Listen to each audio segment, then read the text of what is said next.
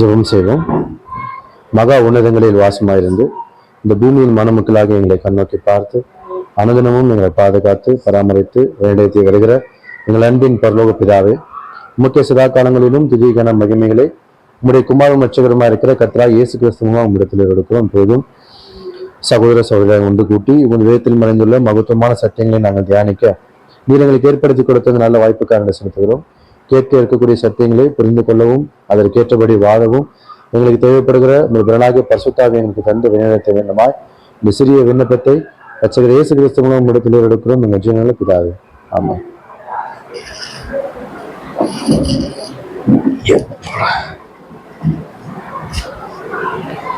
லாஸ்டா என்ன படம் கேட்டீங்க?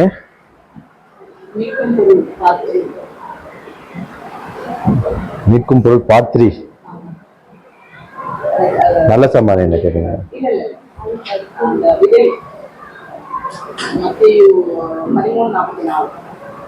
ஓ, பொக்கிஷம் பத்தி ஓமை பார்த்தீங்களா? ஓகே சார், சரி. அதுக்கு முன்னாடி என்ன பார்த்தீங்க?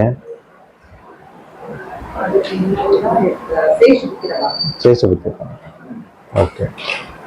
டினிட்டி எல்லாம் கேட்டு முடிச்சிட்டீங்கல்ல? டினிட்டிலாம்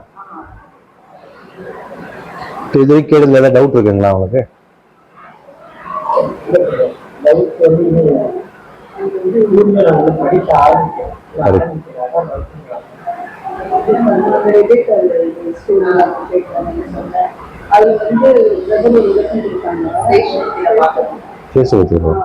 அது வந்து எதுக்காக கொடுத்தாரு, அது சின்ன அவருக்கு விட்டு கொடுக்குறாருல, அந்த பாக்கெட்டை கொடுத்துறாரு. அப்ப அதுல நம்ம என்ன பண்றத சொன்னாரு, சில டேட்டா வந்துட்டு எதுக்காவுக்கு சப்போர்ட் பண்ணாங்க அப்படின்றத வந்து என்ன சொன்னாருன்னா, சின்ன பையன் ரொம்ப பிடிக்கும் அப்படிதான் சொன்னாரு. அப்படி கிடையாது, அப்படி கிடையாது. அந்த அவர் கேட்கும் போது அந்த பாக்கெட்டை அவர் கொடுத்துறாரு அண்ணா. அப்போ அவருக்கு வந்து கொடுத்துறதுனால எப்படி இருந்தாலும் அது வந்து தம்பிக்கு தான் போகும். அதனால அவர் மாத்தி ஆசீர்வதிச்சாலும் அது வேஸ்டா தான் போகும். அதனால அம்மா வந்து சின்ன பையனை அனுப்புறாங்க. அவரு அந்த இது அவரு கொடுக்கலன்னா அந்த வரத்தை பெரியவர் கண்டிப்பா அவங்க இது செஞ்சிருக்க மாட்டாங்க அப்படின்னு சொன்னாரு பிரதர். ஆனா நான் ஒரு வசனத்துல படிக்கும் போது அப்போ வந்து பெரியவருக்கு வந்து மேரேஜ் ஆயிருக்கு. அந்த 2 பேரு அவங்க வேற வேற எந்த சமூகத்தை சேர்ந்தவங்க. அதனால வந்து மேபி மாமியார் மருமக சண்டையில அவங்க அப்படி பண்ணாங்கன்ற மாதிரி ஒரு பாயிண்ட் ஆஃப் வியூ சொல்றாங்க.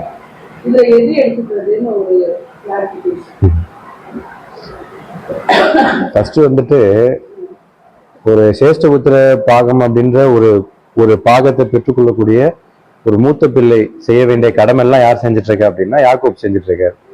அது செய்ய வேண்டிய இது ஏசா வந்துட்டு என்ன பண்ணல அப்படின்னா செய்யல. இப்போ அம்மா பார்க்கும்போது இந்த நம்ம சொல்லக்கூடிய யூகம் வந்து பைபிள்ல கிடையாது. ஆனா ஏன் வந்துட்டு ரெபேக்கால் வந்து யாக்கோபு கிட்ட அங்க வந்து நீ இப்படி போ, நீ இப்படி எல்லாம் பண்ணுன்னு சொல்லி அதை படிக்கும் போது எப்படி இருக்கும்னா ஏமாற்றி ஆசீர்வாதத்தை பெற்றுக்கொண்ட மாதிரி இருக்கும். ஆனா அது ஏமாற்றி அவர்கள் பெற்றுக்கொண்டார்களான்னு கேட்டீங்கன்னா அது கிடையாது. அதுதான் எப்படி நம்ம புரிஞ்சுக்கலாம் அப்படின்னா, சேஷ்டபுத்திர பாகம் ஏசா கிட்ட இருந்து யாக்கோபு கிட்ட கடந்து போயிடுச்சுன்றது யாருக்கு தெரிஞ்சிருச்சு? அம்மாவுக்கு நல்லாவே தெரிஞ்சிருச்சு. இது அப்பாவுக்கு தெரியாது. இப்ப அப்பா மாத்தி கொடுத்துட்டாருன்னா அந்த ஆசீர்வாதம் செல்லாது, அது சாபமாயிடும், இல்லாம போயிடும். அப்பாவும் அதுக்கப்புறம் இருக்க மாட்டார், இறந்துருவாரு. அவரோட கடைசி தருவாய் அது. இப்ப இதனால அப்பா கிட்ட போயிட்டு நடந்ததெல்லாம் சொல்றதை விட என்ன உனக்கு வரணுமோ அதை நீ என்ன பண்ணிக்கணும், இப்படி பெற்றுக்கோ, வருங்காலத்துல அது கரெக்டா தான் சேரும் உனக்கு, ஏன்னா உனக்கு சேர வேண்டியதுதான் இது அப்படின்றத அம்மா முடிவு பண்ணி தான் அதை பண்ணாங்க. அதனாலதான் அவங்க ஒரு வார்த்தையை நல்லா சொல்ல முடியும். என்ன சொன்னாங்க அப்படின்னா, ஒருவேளை அப்பா நான் ஏமாத்துறேன்னு தெரிஞ்சு ஆசீர்வாதம் கொடுக்காம சாபத்தை கொடுத்துட்டாருன்னா என்ன ஆகுறது அப்படின்னு அது ஏன் மேல வரட்டும்தான். ஸோ அவ்வளோ ஒரு கான்ஃபிடன்ஸ் எங்கேருந்து வருது அப்படின்னா தப்பா போவாது, ஏன்னா அது உனக்கு தான் வரணுன்றது அம்மாவுக்கு நல்லாவே தெரியும். ஸோ இந்த பேஸ் பண்ணி தான் வந்துட்டு அவங்க அதை யாக்கோபு அனுப்பிவிட்டாங்களே தவிர மற்றபடி வேற எதுவும் இல்லை. பிற்காலத்துல ஏசா அதுக்கேற்ற மாதிரி ஆயிட்டாரு. எப்படி ஆயிட்டாருன்னா அம்மா அப்பா கூட தான் இருந்தாரு. ஆனா அம்மா அப்பா என்ன பண்ணிக்கலன்னா அவர் வந்து பாத்துக்கல. அவங்க மருமகள் தொல்லை அதிகமா ஜாஸ்தியா இருக்கும். அதெல்லாம் வசனம் சொல்லும்.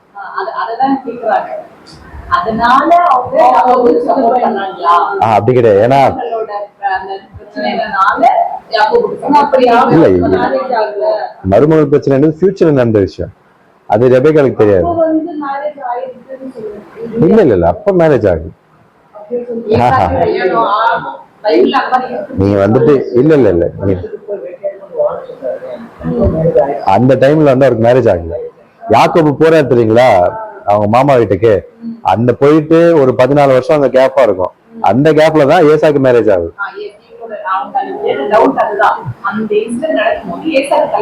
இல்ல புரியுது.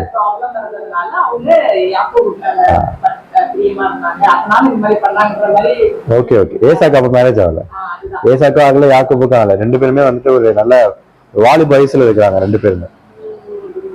இந்த யாக்கோபு ஓடி போயிட்ட பிறகுதான் ஏசாக்கான ஒரு விஷயங்கள்லாம் நடக்குது இந்த இடத்துல. அதனால யாக்கோபு திரும்பி வரும்போது ஒரு பெரிய கூட்டமா வர்றாரு, ஏசாவும் அவங்க ஒரு கூட்டமா இருக்காரு. அப்பதான் குடும்பம்ன்ற ஒரு விஷயமே உருவாகுது. ஆனா பைபிள் ரிப்போர்ட் பண்ணது லேட்டா ரிப்போர்ட் பண்ணோம். எப்படி ரிப்போர்ட் பண்ணோம்னா மருமகள் தொல்லைன்றது யாக்கோபுல வந்த பிறகுதான் அந்த வசனமே வரும். அப்ப இது எப்ப நடந்துச்சு ஏது நடந்துச்சுன்னு நம்ம புரிஞ்சுக்கணும் அப்படின்னா யாக்கோபு ஓடி போயிட்டதுக்கு அப்புறம் நடந்த சம்பவங்கள் தான் இந்த மருமகளுடைய காரியங்கள். அதுக்கு முன்னாடி ஏசா காரணமே ஆகல. ஏன்னா ஏசா இவங்க கூட தான் தங்கிட்டு இருக்காரு. புரிஞ்சு இப்போ ஓகேவா உங்களுக்கு? நமக்கு அந்த கல்யாணம் தான் பிரச்சனை, அது கல்யாணம் லேட்டா தான் ஆச்சு. சரி, இன்னைக்கு ஒரு முக்கியமான பாடம் பார்க்க போறோம். அதனால வந்துட்டு யார் வரல, இன்னும் எத்தனை பேர் வரல? சரி ஓகே, அவங்க முக்கால்வாசி வந்துட்டு ஆடியோ போச்சுன்னா நல்லது, சரிங்களா? ஏன்னா ரொம்ப முக்கியமான ஒரு பாடம். இப்போ நரகம்னு ஒரு பாடம் கேட்டீங்க, ஞாபகம் இருக்கா உங்களுக்கு? சரி, ஆத்மான ஒரு பாடம் கேட்டீங்களே, என்ன தெரிஞ்சுக்கிட்டீங்க அதுல? ரொம்ப பழசு இல்ல?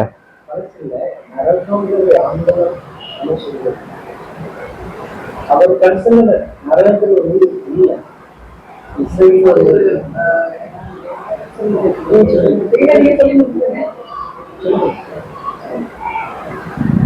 நரகம்ன்றது அது ஒரு மீனிங், அது வந்து ஒரு பல்லம் சம்திங் அந்த மாதிரி தான். ஸோ அந்த மாதிரி ஒரு இடம் இருக்குன்ற மாதிரியோ அங்கே போய் எல்லாரும் அந்த மாதிரி எதுவும் இல்லை. இல்ல, நல்ல விஷயம். ஆத்மானா என்ன புரிஞ்சுக்கிட்டீங்க?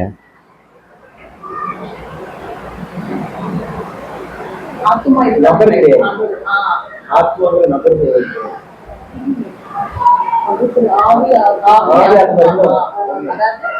நம்ம இறந்த உடனே நம்மளோட உடல் வந்து மனுக்கு போயிடும், ஆவி அதை தந்து தேவிக்கு போயிடும். ஒரு ஆத்மான்றது வந்துட்டு ஒரு உருவம் கிடையாது, உருவமுள்ள மனுஷன் கிடையாது. ஓகே, ஆத்மான் தான் என்ன, மனுஷன் தான், சரிங்களா? உயிருள்ள சுவாசம் உள்ள ஒரு மனுஷனை தான் ஆத்மான்னு சொல்லும். சரி, எதுக்கு அதை கேட்டேன் அப்படின்னா, இந்த நரகம் ஆத்மான்றதெல்லாம் பாத்தீங்கன்னா கிறிஸ்துவ மண்டலத்துல ரொம்ப அடிப்படையா ரொம்ப உறுதியா நம்பப்படக்கூடிய ஒரு விஷயம். அதை வேதம் என்ன பண்ணிடுச்சு அப்படின்னா சுக்குநூறா உடைச்சிருச்சு. அப்படின்னு ஒரு விஷயமே கிடையாது அப்படின்னு. அது போலதான் இப்போ ஒரு விஷயத்த நம்ம என்ன பண்ண போறோம்னா பார்ப்போம். இது இல்லாம எது இல்லை அப்படின்னா கிறிஸ்டியானிட்டி இல்லை. ரொம்ப ஒரு முக்கியத்துவமான ஒரு காரியம் கிறிஸ்டியானிட்டியில இந்த ஒரு பாகம் வந்து முக்கியமான ஒரு பாகம். எல்லா கிறிஸ்தவர்களுக்குமே இது ஒரு அடையாளம் கூட சொல்லலாம் அப்படின்னு அவங்க சொல்றாங்க. இது ஒரு கிறிஸ்தவர்களுக்கான ஒரு அடையாளம் அப்படின்னு சொல்றாங்க. அந்த ஒரு காரியத்தை குறித்து தான் பார்க்க போறோம். அப்ப எது அது, என்ன நினைக்கிறீங்க? ஞானஸ்தானம். ஓகே, வேற?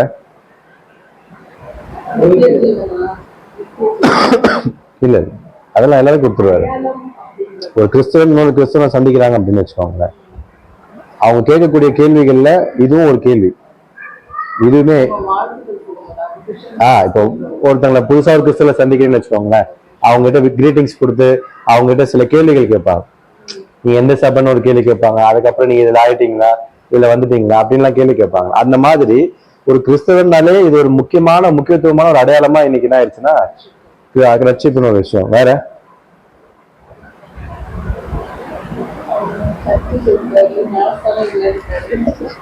அப்புறம் நான் சொன்னா வந்துட்டு அச்சிச்சோ ஆமா இல்ல இதுதான் அப்படி சொல்றேன். ஓகே, அது காமன் விஷயம் தான். ஸோ என்ன அப்படின்னு சொல்லி பாத்தீங்க அப்படின்னா, நீங்க வந்து அபிஷேகம் பெற்றுட்டீங்களா அப்படின்னு சொல்லி காமனா சில பேர்கிட்ட கேட்பாங்க. அபிஷேகம் பெற்றுட்டீங்களா? அப்படி அபிஷேகம் பெற்றதுக்கான ஒரு அடையாளம் என்ன? அதுதான் பாடம். இனி பாடம் வந்துட்டு பார்த்தீங்கன்னா அந்நிய பாஷை, டங்ஸ் அப்படின்றதான் பாடம். இது முக்கியமான அடையாளமா இல்லையா இது அப்படின்னு சொல்லி பார்க்கும்போது ஒவ்வொரு கிறிஸ்தவனுமே இதை வந்துட்டு ரொம்ப ஒரு முக்கியத்துவமா பார்க்கக்கூடிய விஷயம். ஒருவேளை அந்நிய பாஷையில பேசல அப்படின்னு யாராவது சொல்லிட்டாங்க அப்படின்னா அவங்கள வந்துட்டு இன்னும் ஆவி நிறையல, அடுத்த ஸ்டேஜுக்கு இன்னும் போகல அப்படின்ற மாதிரி சொல்றாங்க. இப்போ உங்ககிட்ட ஒரு கேள்வி, உங்களை நீங்க யாரும் அந்நிய பாஷை பேசுறீங்களா? பேசுறீங்க. பேசாதவங்களுக்கு பாடம் குத்தாது, பேசினவங்களுக்கு பாடம் குத்தம். சரி, அந்நிய பாஷைனா என்ன? குட், நல்ல விஷயம். நீங்க சொல்லுங்க. அதே தானே.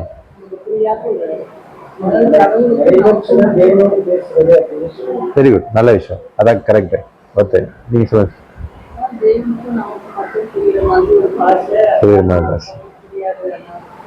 தமிழ்ல சொன்னா புரியாதா தேவனுக்கு? ஓகே, ஏன் சீக்கிரட்டா சொல்லணும்?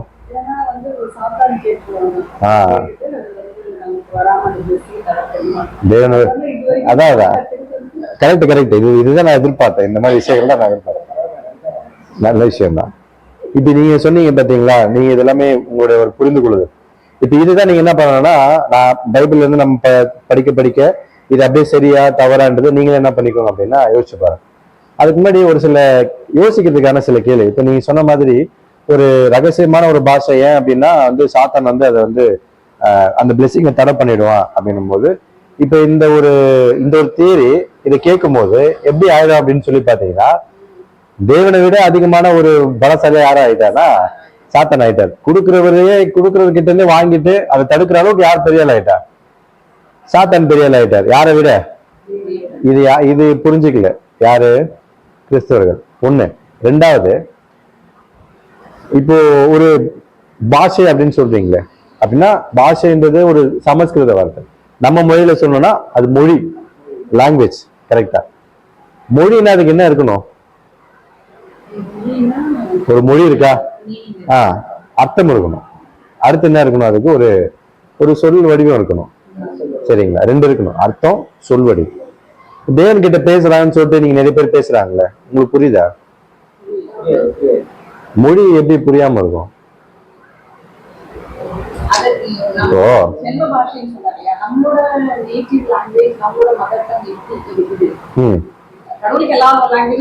அப்படியே இது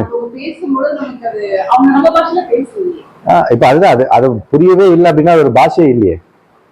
ஃபர்ஸ்ட் விஷயம் என்ன அப்படின்னா, தேவன் ஒரு தேவன் கிட்ட நீங்க ஒரு விஷயத்த நீங்க கேட்கணும் அல்லது ஒரு விஷயத்த நீங்க சொல்லணும் அப்படின்னா அதுக்கு தேவன் ஏற்படுத்தி கொடுத்த ஒரு முறைமை தான் என்னது?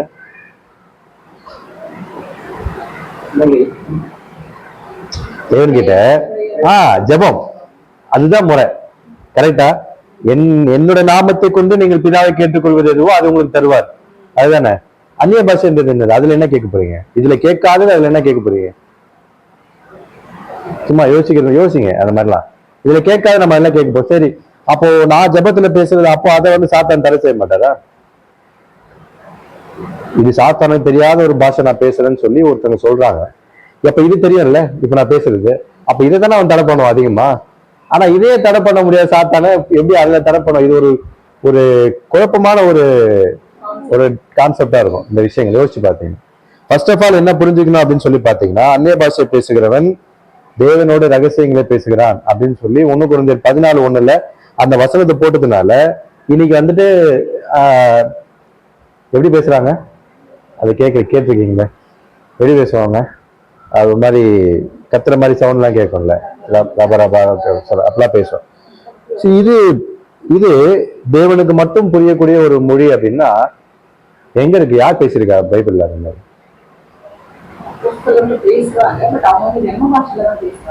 அப்போஸ்தலர்ல பேசினாங்களா? மத்தவங்களுக்கு புரிஞ்சா இல்லையா? ஏன் நீ பேசுறது மத்தவங்களுக்கு புரியல? இப்போ அந்த இடத்துல எப்படின்னா இப்ப தமிழ் கன்னடம் எல்லா அந்த காலத்து பாஷையில அவங்க பேசினாங்க எல்லா மொழியும் பேசினாங்களே இவங்க அது எப்படியோ அப்படின்னு கேக்குறாங்க. ஆனா இப்ப பேசுற பாஷை எந்த பாஷை மொழியும் கிடையாது, அது பாஷையே இல்ல. அது ஏன் பேசணும்? அதுதான் ஏன்னா இப்போ அந்நிய பாஷைன்னு ஒரு விஷயத்த வந்து ஒருத்தவங்க பேசுறாங்கன்னா அடிப்படையா அவங்க கோடிட்டு காணக்கூடிய விஷயம் அப்போஸ்தலர் 2ஆம் அதிகாரம். கரெக்டா? அப்ப அப்போஸ்தலர் 2ஆம் அதிகாரத்துல அங்க இருக்கக்கூடிய 11 பேர் வந்து எழுந்து நின்று என்ன பண்றாங்க அப்படின்னா பரிசுத்த ஆவியை பெற்றுக்கொண்டு பற்பல பாஷைகளை பேச தொடங்கினார். அது என்னென்ன பாஷைன்னு ஒரு 17 பாஷைகள் கிட்ட கீழே லிஸ்ட் போட்டு கொடுத்துருப்பாங்க. இவங்க பேசினாங்கல்ல, இவங்க என்ன பேசினாங்க? தேவனுடைய மகத்துவங்களை பேசினாங்க. தேவனுடைய மகத்துவங்களை பேசினாங்களா? அப்போ பரிசுத்த ஆவியை பெற்றுக்கொண்ட ஒருவர் அந்நிய பாஷையில பேசுகிறாருன்னா என்ன பேசணும்? தேவனுடைய மகத்துவத்தை பேசுறாங்க அப்படின்னா அது மத்தவங்களுக்கு என்ன பண்ணும்? புரியும். புரியும். புரிஞ்சதுன்னா அடுத்து அவங்க என்ன ஆவாங்க? அவங்க பேச ஆரம்பிக்க மாட்டாங்க. அவங்க என்ன ஆயிடுவாங்கன்னா இருதயத்திலே குத்தப்பட்டவர்களாகி அந்த அதிகாரத்தோட முடிவுல பேசுவார். அதுல 5000 பேர் என்ன பண்ணிட்டாங்க? தேவனுக்குள்ள ரட்சிக்கப்பட்டக்கூடிய காரியங்களுக்குள்ள வந்தாங்க. இதுதான் இன்னைக்கு இருக்கக்கூடிய கிறிஸ்தவர்கள் கோடிட்டு காட்டக்கூடிய அடிப்படையான விஷயம். இந்த அடிப்படைக்கும் அவங்க பண்றதுக்கும் இன்னைக்கு ஏதாவது சம்பந்தம் இருக்கா? இன்னைக்கு சம்பந்தம். இப்ப இதுதான் நம்ம என்ன பண்ண போறோம்னா கொஞ்சம் இப்ப இந்த அப்போஸ்தலர் 2ஆம் அதிகாரம் போய் படிக்க போறோம். ஆல்ரெடி உங்களுக்கு அது நிறைய தெரிஞ்சதுனால சில பாயிண்ட்ஸ் மட்டும் உள்ள போய் பார்க்கலாம். இப்ப டோட்டலா நம்ம ஃபோக்கஸ் பண்ண போறது 1 கொரிந்தியர் 14 தான் நம்ம என்ன பண்ண போறோம்னா ஃபோக்கஸ் பண்ண போறோம். ஏன்னா 1 கொரிந்தியர் 14 முழுக்க அந்நிய பாஷைக்கு மட்டும்தான் பேசியிருப்பாரு அப்போஸ்தலனாகிய பவுல். சரிங்களா? சரி, இப்போ பாஷை அப்படின்னு ஒரு மொழி அப்படின்னும் போது இது வந்து ஒரு கம்யூனிகேஷன். கரெக்டா? உங்களுக்கும் எனக்கும் தொடர்பு கொள்வதற்கு தேவன் கொடுத்த ஒரு டூல் எது அப்படின்னா இந்த அந்நிய பாஷை, சாரி மொழி அப்படின்றது. என்ன அந்நிய பாஷை பேச? சரி, இப்போ இந்த மொழி அப்படின்ற ஒரு விஷயம் ஒரு கனெக்டிவிட்டிக்கு ஒரு டூலா இருக்கும்போது முதல்ல இந்த மொழியை குறித்து எங்க பேசினாரு?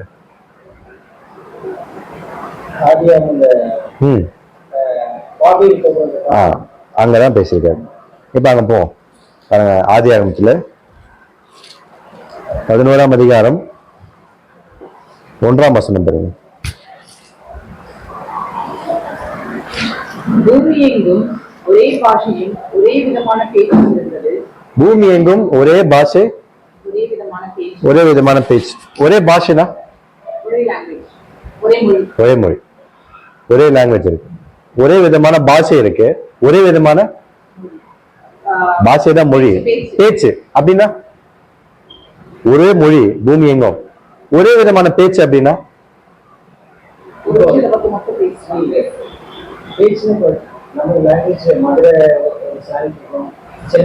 ஸ்லாங்.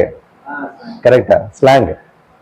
இப்போ அது பிரதர் சொன்ன மாதிரி சென்னை தமிழ்னு ஒண்ணு இருக்குல்ல, அதுவே கோயம்புத்தூர் போயிட்டா திருநெல்வேலி போயிட்டா மாறுது இல்லையா, ஒரு வித மாதிரி. ஆனா மொழி ஒரே தமிழ் தான், ஸ்லாங் மாறுது. இந்த மாதிரி அந்த டைம்ல கிடையாது. ஒரே ஸ்லாங் ஒரே மொழி இருக்கு. சரிங்களா? அதுதான் அங்க ஃபர்ஸ்ட் வசனம் சொல்லுது. இப்படி அவங்க என்ன பண்றாங்க அப்படின்னா ஒரு பெரிய கோபுரம் கட்டுறாங்க. அதுக்கு பேர் வந்துட்டு பாபேல் அப்படின்னு ஒரு கோபுரம் கட்டுறாங்க. எந்த இடம் அப்படின்னா சினையார் அப்படின்ற கூடிய ஒரு தேசத்துல கட்டுறாங்க. இதனுடைய நோக்கம் என்ன அப்படின்னா நம்ம எல்லாரும் ஒருமித்து ஒன்னா இருக்கிறதுக்காக கட்டுறோம் அப்படின்னு சொல்லுவாங்க. இந்த கோபுரம் எதை போய் தொடணும் அப்படின்னா வானமளவு அதை போய் தொட்டு வரணும், அந்த அளவுக்கு இதை ஹைட்டா கட்டணும் அப்படின்னு சொல்லி நினைக்கிறாங்க. எதுக்காக அவ்வளவு ஹைட்டா கட்டணும்னு நினைக்கிறாங்க? ஓகே, வேற? ஓகே, நல்ல பாயிண்ட் தான். வேற?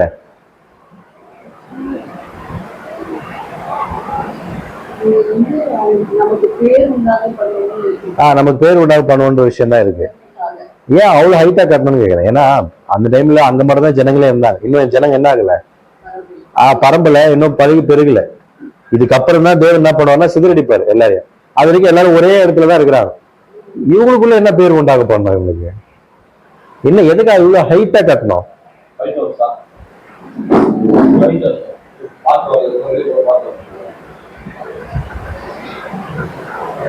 என்ன அப்படின்னு சொல்லி பாத்தீங்கன்னா இந்த சம்பவம் கரெக்டா பாத்தீங்கன்னா ஜலப்பிரளயம் முடிஞ்சு அடுத்து நடக்கக்கூடிய ஒரு மிகப்பெரிய சம்பவம். என்ன காரணமா இருக்கிறதுக்கு வாய்ப்புகள் அதிகமா இருக்கு அப்படின்னா ஜலப்பிரளயம் முன்னாடி வந்தப்போ எல்லாரும் எங்க ஏறினாங்க? ம் மலை மேல ஏறினாங்க, தண்ணி ஏறிடுச்சு. மலை மேல ஏறினாங்க, அதுக்கு மேலேயும் 15 முழம் தாண்டி என்ன வந்துருச்சு, தண்ணி வந்துருச்சு. இப்போ ஹைட்டா எது கட்டுறாங்க தெரியுதா? இதுக்கப்புறம் எந்த ஒரு அழிவு தண்ணியில வந்தா கூட என்ன ஆயிடலாம், தப்பிச்சுக்கலாம் அப்படின்ற ஒரு எண்ணம் தான் இவங்களுக்குள்ள உண்டாயிருக்கக்கூடிய ஒரு தாட். இதை யார் பார்த்துட்டா, யார் கேட்டுட்டா? இன்டென்ஷன் புரிஞ்சிருச்சு, இது தவறான ஒரு இன்டென்ஷன். இப்ப தேவன் என்ன பண்றாரு? 9ஆம் வசனம் படிங்க. பூமியையும் வழங்கின பாஷையை கர்த்தர் அவ்விடத்தில் தாறுமாறாக்கினபடியால் அதன் பேர் பாபேல் எனப்பட்டது. கர்த்தர் அவர்களை அவ்விடத்திலிருந்து பூமியின் மீதெங்கும் சிதறி போக பண்ணினார். பாருங்க, அந்த இடத்துல பாஷையை என்ன பண்ணிட்டாரு? தாறுமாறாக்கிட்டாரு. அப்படி தாறுமாறாக்கிட்டாருன்னா என்ன புரிஞ்சுக்கிட்டீங்க?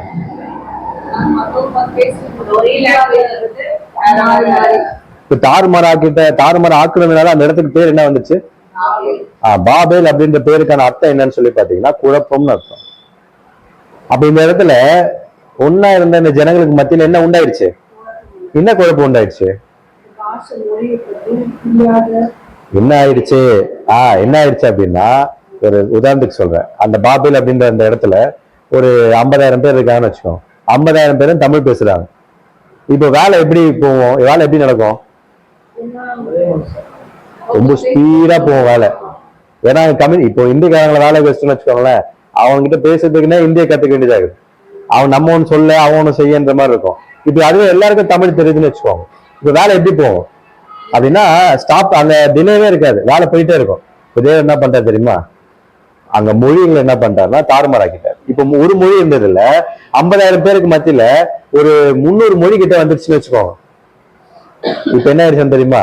வேலை ஆட்டோமேட்டிக்கா ஸ்டாப் ஆயிடும். ஏன்னா அப்பதான் மொழிகள் அப்படின்ற ஒரு விஷயம் உருவாகுது. இன்னும் அதுக்கு அர்த்தங்கள்லாம் என்ன ஆகல, அப்படிலாம் புரியவே இல்லை. அப்போ அவங்களுக்குள்ள என்ன ஆயிடுச்சு அப்படின்னா ஒரு மிகப்பெரிய குழப்பம் வந்துச்சு.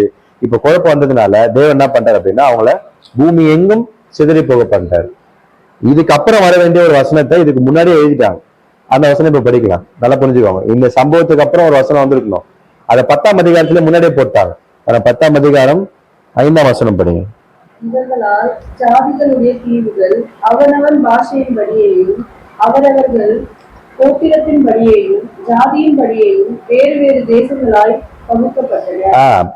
அவனவன் பாஷையின் படியையும் அவனவன் கோத்திரத்தின், அப்ப அவங்களும் மொழிகளின் அடிப்படையில அங்க எது பிரிய ஆரம்பிச்சிருச்சு அப்படின்னா நிலங்கள் அப்படின்னு ஆயிடுச்சுன்னா மொழி வாரியா என்ன பண்ணப்பட்டுச்சுன்னா பிரிய ஆரம்பிச்சிருச்சு அப்படின்னு சொல்லி பார்க்க. ஸோ அப்போ இப்பதான் இந்த இடத்துலதான் மொழிகள் அப்படின்ற ஒரு காரியம் என்ன ஆகுதுன்னா உருவாகுது அப்படின்றத நம்ம ஃபர்ஸ்ட் புரிஞ்சுக்கணும். சரி, நீங்க ஒட்டுமொத்தமா உலகத்துல எத்தனை மொழிகள் இருக்கு தெரியுமா தோராயமா? இப்படி எல்லாம் கேட்டா என்ன சொல்றதுன்னு கேள்வி. ஒட்டுமொத்தமா பாத்தீங்கன்னா ஒரு 6500 இப்போதைக்கு நோட் பண்ண அளவுக்கு 6500 மொழிகள் கிட்ட இருக்கு. இந்தியாவில மட்டும் எத்தனை மொழிகள் பேசுறாங்க தெரியுமா? இந்தியாவில மட்டும் 398 மொழிகள் பேசப்படுது. இதுல நிறைய மொழிகளுக்கு இன்னும் எழுத்து வடிவம் வரவே இல்லை, வெறும் பேச்சு மொழியாவே என்ன பண்ணப்பட்டிருக்குன்னா இருக்கு. சரிங்களா? இத்தனை மொழிகள் இருக்கு, இத்தனை லாங்குவேஜஸ் இருக்கு, எதுக்காவது அர்த்தம் இல்லாத இருக்கா? இது எல்லாமே எங்க போய் நம்ம கடைசியில கேள்வி நிப்பாட்டோம் அப்படின்னா தேவன் கிட்ட நாம் பேசக்கூடிய பாஷைக்கு எங்க அர்த்தம்னு கேட்கும். சரி பிரதர், அது மத்தவங்களுக்கு புரியாது பிரதர், நமக்கு அது புரியாது, அது அவங்களுக்கு தான் புரியும் அப்படின்னா அவங்கள கூப்பிட்டு அது என்ன அர்த்தம்னு கேட்டு பாருங்களேன், அவங்களுக்கே தெரியாது. நான் அது ஆவில நிரம்பி நான் பேசிட்டேன் பிரதர் அப்படின்னு சொல்லி சொல்லுவாங்க. அது சொல்றாங்களா? அது பெரிய விஷயம்.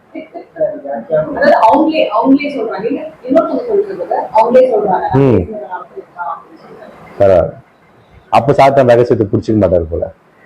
அப்போ என்ன விஷயம் அப்படின்னா இத்தனை மொழிகள் இருந்தும் எல்லா மொழிகளுக்கும் ஒரு அர்த்தம் இருக்கு. ஆனா இன்னைக்கு பேசக்கூடிய அந்நிய பாஷை அப்படின்ற ஒரு விஷயத்துக்கு மொழி, அந்த விஷயத்துக்கு அர்த்தம் இன்னொன்னு இல்லைன்னு அர்த்தம். ஏன்னா அது மொழி கிடையாது அப்படின்னு புரியும். சரி, அந்நிய பாஷை ரொம்ப நேரமா பேசிட்டு இருக்கோமே, இதை பத்தி எங்க பைபிள்ல பேசியிருக்காரு, இது என்ன அப்படின்னு சொல்லி பார்க்கும்போது இது பரிசுத்த ஆவியினுடைய வரங்களில் ஒரு வரம் அப்படின்னு சொல்லி பார்க்க 1 கொரிந்தியர்ல 12ஆம் அதிகாரம் 8ஆம் வசனத்திலிருந்து 11ஆம் வசனம் வரைக்கும் படிக்கலாம். எப்படியெனில் ஒருவனுக்கு ஆவியினாலே ஞானத்தை போதிக்கும் வசனமும் வேறொருவனுக்கு அந்த ஆவியினாலே அறிவை உணர்த்தும் வசனமும் வேறொருவனுக்கு அந்த ஆவியினாலேயே விசுவாசமும் வேறொருவனுக்கு ஓகே, அந்த ஆவி அந்த ஆவின்றதுல இது எந்த ஆவி? ஒரு 1 Corinthians 12ஆம் அதிகாரம் 8ஆம் வசனத்துல. இப்ப அதுலயே 1ஆம் வசனம் ஆசைங்க சிஸ்டர். அன்றியும் சகோதரரே, ஆவிக்குரிய வரங்களை குறித்து நீங்கள் அறியாதிருக்க எனக்கு மனதில்லை. ஆவிக்குரிய வரங்களை குறித்து பேசிட்டு இருக்காரு. அப்ப இது எந்த ஆவிக்குரிய வரங்கள்னா பரிசுத்த ஆவி ஒருவர் பெற்றுக்கொண்டால் ஒருத்தருக்கு தேவன் கொடுக்கக்கூடிய ஒரு வரங்களை பத்தி பேசுறது. எல்லாருக்குமே ஒரே வரம் கிடையாது. உங்களுக்கு ஒரு வரம், உங்களுக்கு ஒரு வரம், எனக்கு ஒரு வரம்ன்ற மாதிரி அங்க பேசுறாரு. இப்போ 9ஆம் வசனம் 10ஆம் வசனம். வேறொருவனுக்கு அந்த ஆவியினாலேயே விசுவாசமும் வேறொருவனுக்கு அந்த ஆவியினாலேயே குணமாக்கும் வரங்களும் வேறொருவனுக்கு அற்புதங்களை செய்யும் சக்தியும் வேறொருவனுக்கு தீர்க்க தரிசனம் உரைத்தலும் வேறொருவனுக்கு ஆவிகளை பகுத்தறிதலும் வேறொருவனுக்கு பற்பல பாஷைகளை பேசுதலும். Okay dot. வேறொருவனுக்கு பற்பல பாஷைகளை பேசுதலும். இந்த பற்பல பாஷைகளை பேசுறதுதான் எது, என்ன வரும் அப்படின்னா அந்நிய பாஷை. அது ஃபர்ஸ்ட் இந்த அந்நிய பாஷைன்னு இருக்குல்ல, அந்நிய பாஷை அப்படின்னு சொல்லும்போது இதுக்கு ஆங்கிலத்துல இதுக்கு என்ன சொல்லுவாங்க தெரியுங்களா? என்ன மொழிபெயர்க்கணும் நீங்க? அந்நிய பாஷை. Unknown language. அன்னோன் லாங்குவேஜ் அப்படின்னா நம்ம எல்லாத அவர் அந்நியனுடைய மொழி. இப்ப எது உங்களுக்கு அந்நிய மொழி? ஹிந்தி, தெலுங்கு, மலையாளம், எனக்கு தெரியாத மொழி, பேச முடியாத மொழி, புரிஞ்சுக்க முடியாத மொழி. ஓகே, ஒரு அது எல்லாமே அடங்கும். உங்களை அதாவது தமிழை தவிர இருக்கக்கூடிய எல்லா மொழிகளும் நமக்கு என்ன மொழி? அந்நிய மொழி. இதுதான் இன்னைக்கு சில அரசியல்வாதிகளா பேசும்போது நீங்க கேள்விப்பட்டிருக்கீங்க, பிற நாட்டு மொழி அந்நிய மொழிலாம் என்ன பண்ணுவாங்கன்னா பேசுவாங்க. அதெல்லாம் இதுதான் மீன் பண்ணுவாங்க. ஆங்கிலன்றது ஒரு அந்நிய மொழி. அந்த மாதிரி இதெல்லாம் ஒரு அந்நிய மொழியா இருக்கு. இந்த மொழிகளை பேசக்கூடிய ஒரு வரத்தை தேவன் என்ன பண்ணிருக்காருன்னா இந்த பரிசுத்த ஆவியினுடைய காரியங்களை வச்சிருக்கிறார். நமக்கு என்ன கேள்வி வரணும் அடுத்து? எதுக்காக இந்த பற்பல பாஷைகளை பேசக்கூடிய வரத்தை தேவன் வச்சிருந்தார்? தேவன் ஏன் கொடுத்தார் அப்படின்றத தெரிஞ்சுக்கணும். ஏன் கொடுத்திருப்பாரு? இப்ப சுகமளிக்கும் வரத்தை கொடுக்கிறாரு. ஏன் கொடுத்திருக்காரு?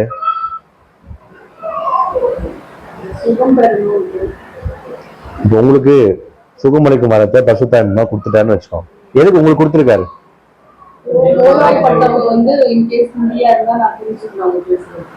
நீங்க அவங்களை சுகப்படுத்தணும். அந்த டைம்ல பண்ணிருக்காங்கல்ல அப்போ சிலர்கள்லாம், அந்த மாதிரி நீங்க பண்ணணுன்றதுக்காக உங்களுக்கு அந்த வரத்தை கொடுத்திருக்காரு. அதே மாதிரிதான் அதுல ஒண்ணுதான் பற்பல பாஷைகளை பேசக்கூடிய வரம். இதோட பர்பஸ் என்னன்னு கேக்குறேன். காஸ்பல். ஓகே, புரிஞ்சுக்க முடியும். ஓகே, சோ இதோட பர்பஸ் என்னன்னு தெரிஞ்சுக்கணும்னா நம்ம எங்க போனோம்? Very good. அப்போ சிலர் 1க்கும் போலாம், 2க்கும் போலாம். 2 அதிகாரத்துக்கும் நம்ம என்ன பண்ணலாம்? போய் படிக்கலாம். இப்ப இந்த பற்பல பாஷைகளை பேசக்கூடிய வரத்தை கொடுத்ததுக்கான ஒரு காரணம் என்ன அப்படின்னு சொல்லி பார்க்கும்போது, பிரதர் சொன்ன மாதிரி காஸ்பல் கரெக்ட் தான்.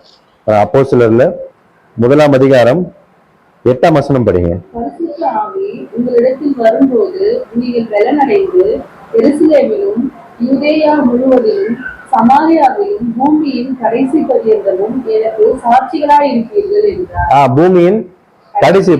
இப்போ அப்போஸ்தலர்கள் பூமியின் கடைசி பரியந்தமும் சாட்சியா இருக்கணும் அப்படின்னா அவங்க எவ்வளவு தூரம் டிராவல் பண்ணணும்ன்றது சொல்றாரு. அப்ப அவங்க அவங்க டிராவல் பண்ணணும் அப்படின்னா அவங்களுக்கு என்ன தெரியணும்? ஏன் அதை போய் கத்துக்க வேண்டியதானே? அதை கத்துக்கலாமா இல்லையா? அந்த டைம்ல அதுக்கான வசதிகள் இருந்துச்சா இல்லையா? மொழிகளை கற்றுக்கொள்ளக்கூடிய அப்படின்னா அப்போஸ்தலனாகிய பவுலுக்கு 6 மொழிகள் தெரியும். அது அவரே சொல்வார். அவர் எப்படி கத்துக்கிட்டாரு? அந்த இடத்துல அந்த மற்ற மொழி மக்கள் எல்லாம் இருந்திருப்பாங்க.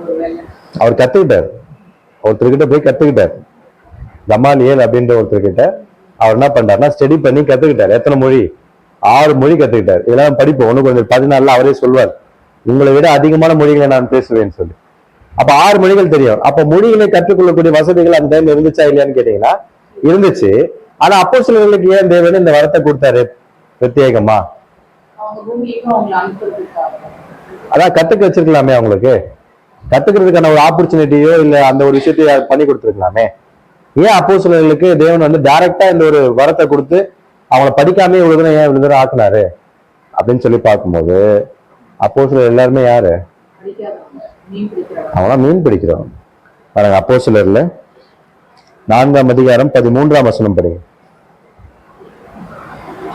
அப்போஸ்தலர் பேதுருவும் யோவானும் பேசுகிற தைரியத்தை அவர்கள் கண்டு அவர்கள் படிப்பறியாதவர்கள் என்றும் பேதமையுள்ளவர்கள் என்றும் அறிந்தபடியினால் ஆச்சரியப்பட்டு அவர்கள் இயேசுவுடனே கூட இருந்தவர்கள் என்றும் அறிந்து கொண்டார்கள்.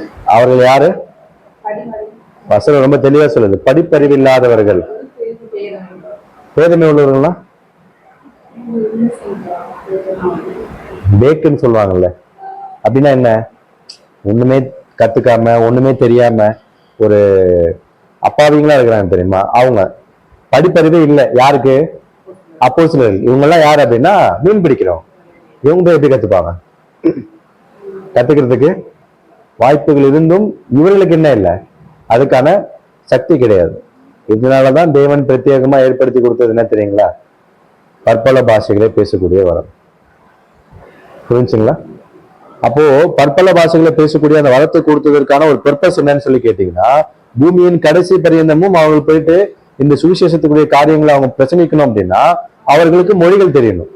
அப்ப மொழிகள் தெரியணும் அப்படின்னா அவர்களால கற்றுக்கொள்ளணும். கற்றுக்கொள்ளக்கூடிய வசதி அவர்களுக்கு இல்லை, ஏன்னா அவர்கள் படிப்பறிவு இல்லாதவர்கள். அதனால தேவன் அவர்களுக்கு என்ன பண்ணாங்கன்னா டைரக்டாவே எதை கொடுத்துட்டாரு?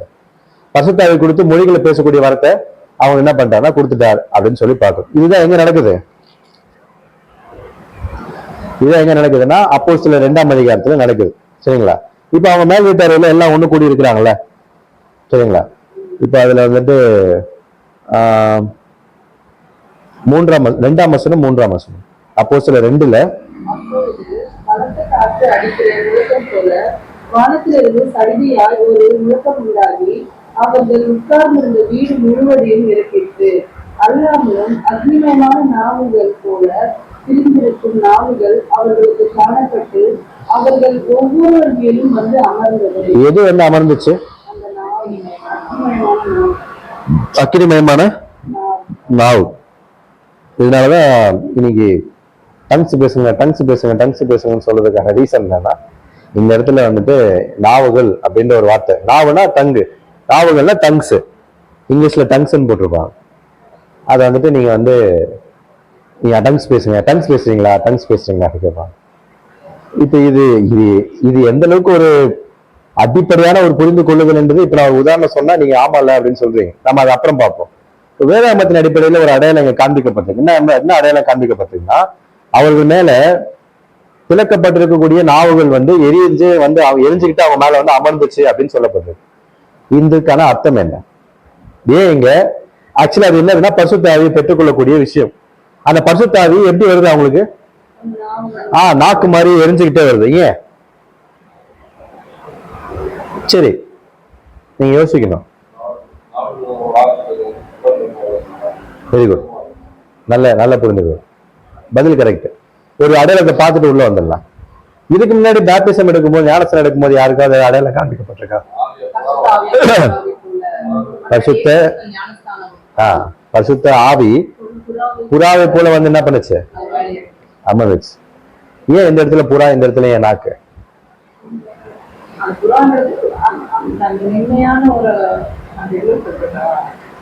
சரி, அப்ப அங்க என்ன ஒரு விஷயம் காண்பிக்கப்பட்டிருக்கோ அதுல அடையாளம் புரிஞ்சுக்கோ. வெதர் வந்து நாக்குன்னு சொன்ன உடனே அவர் வந்து பேச்சுன்ற ஒரு விஷயத்தை எடுத்துக்கிட்டாரு. அந்த மாதிரி புறா எதுக்கு நீங்க அடையாளமா சொல்லுவீங்க? சமாதானம். கரெக்டா?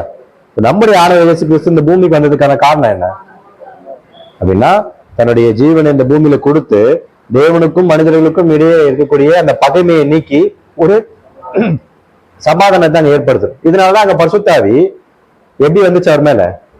புறாவை போல. இதுதான் அவர்கள் என்ன ஒரு ஊழியத்தை தொடங்க இருக்கிறாங்களோ, எந்த மாதிரி ஒரு ஊழியத்தை தொடங்க இருக்கிறாங்களோ அந்த ஊழியத்திற்கான ஒரு அடையாளமாக அங்க பரிசுத்த ஆவி வந்துச்சு. இங்க நாவுகள் எரிஞ்சுக்கிட்டே இறங்குது அப்படின்னா என்ன அர்த்தம்? வேற ஒரு விஷயம் சொன்னார். நீங்க என்ன சொல்றீங்க? பேசுகிற வார்த்தைகள் வந்து அந்த அளவுக்கு பவர்ஃபுல்லா இருக்கு. எப்படி அக்னி வந்து ஒரு பவர்ஃபுல்லோ அந்த மாதிரி ஒரு வெளிச்சத்தை கொடுக்கிறதா இருக்குமா? ஓகே, வேற அவங்க வாழ்க்கையில வெளிச்சத்தை கொடுக்குற மாதிரி. ஓகே, வேற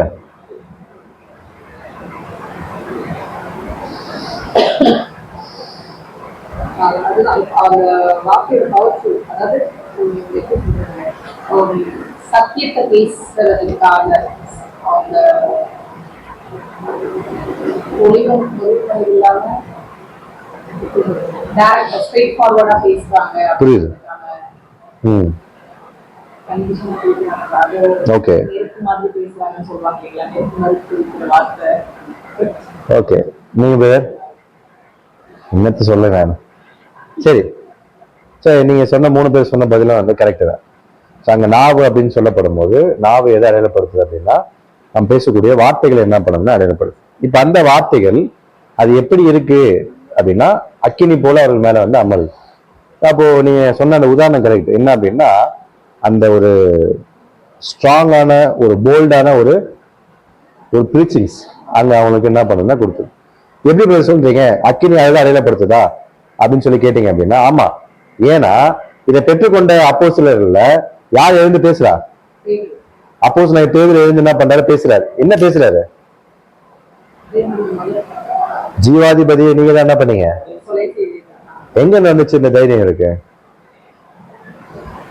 இதே இதே அப்போஸ்தலர் பேதுரு அரண்மனையில நீ அவர் கூட இருந்தவன் சொல்லும் போது என்ன ஆனாரு?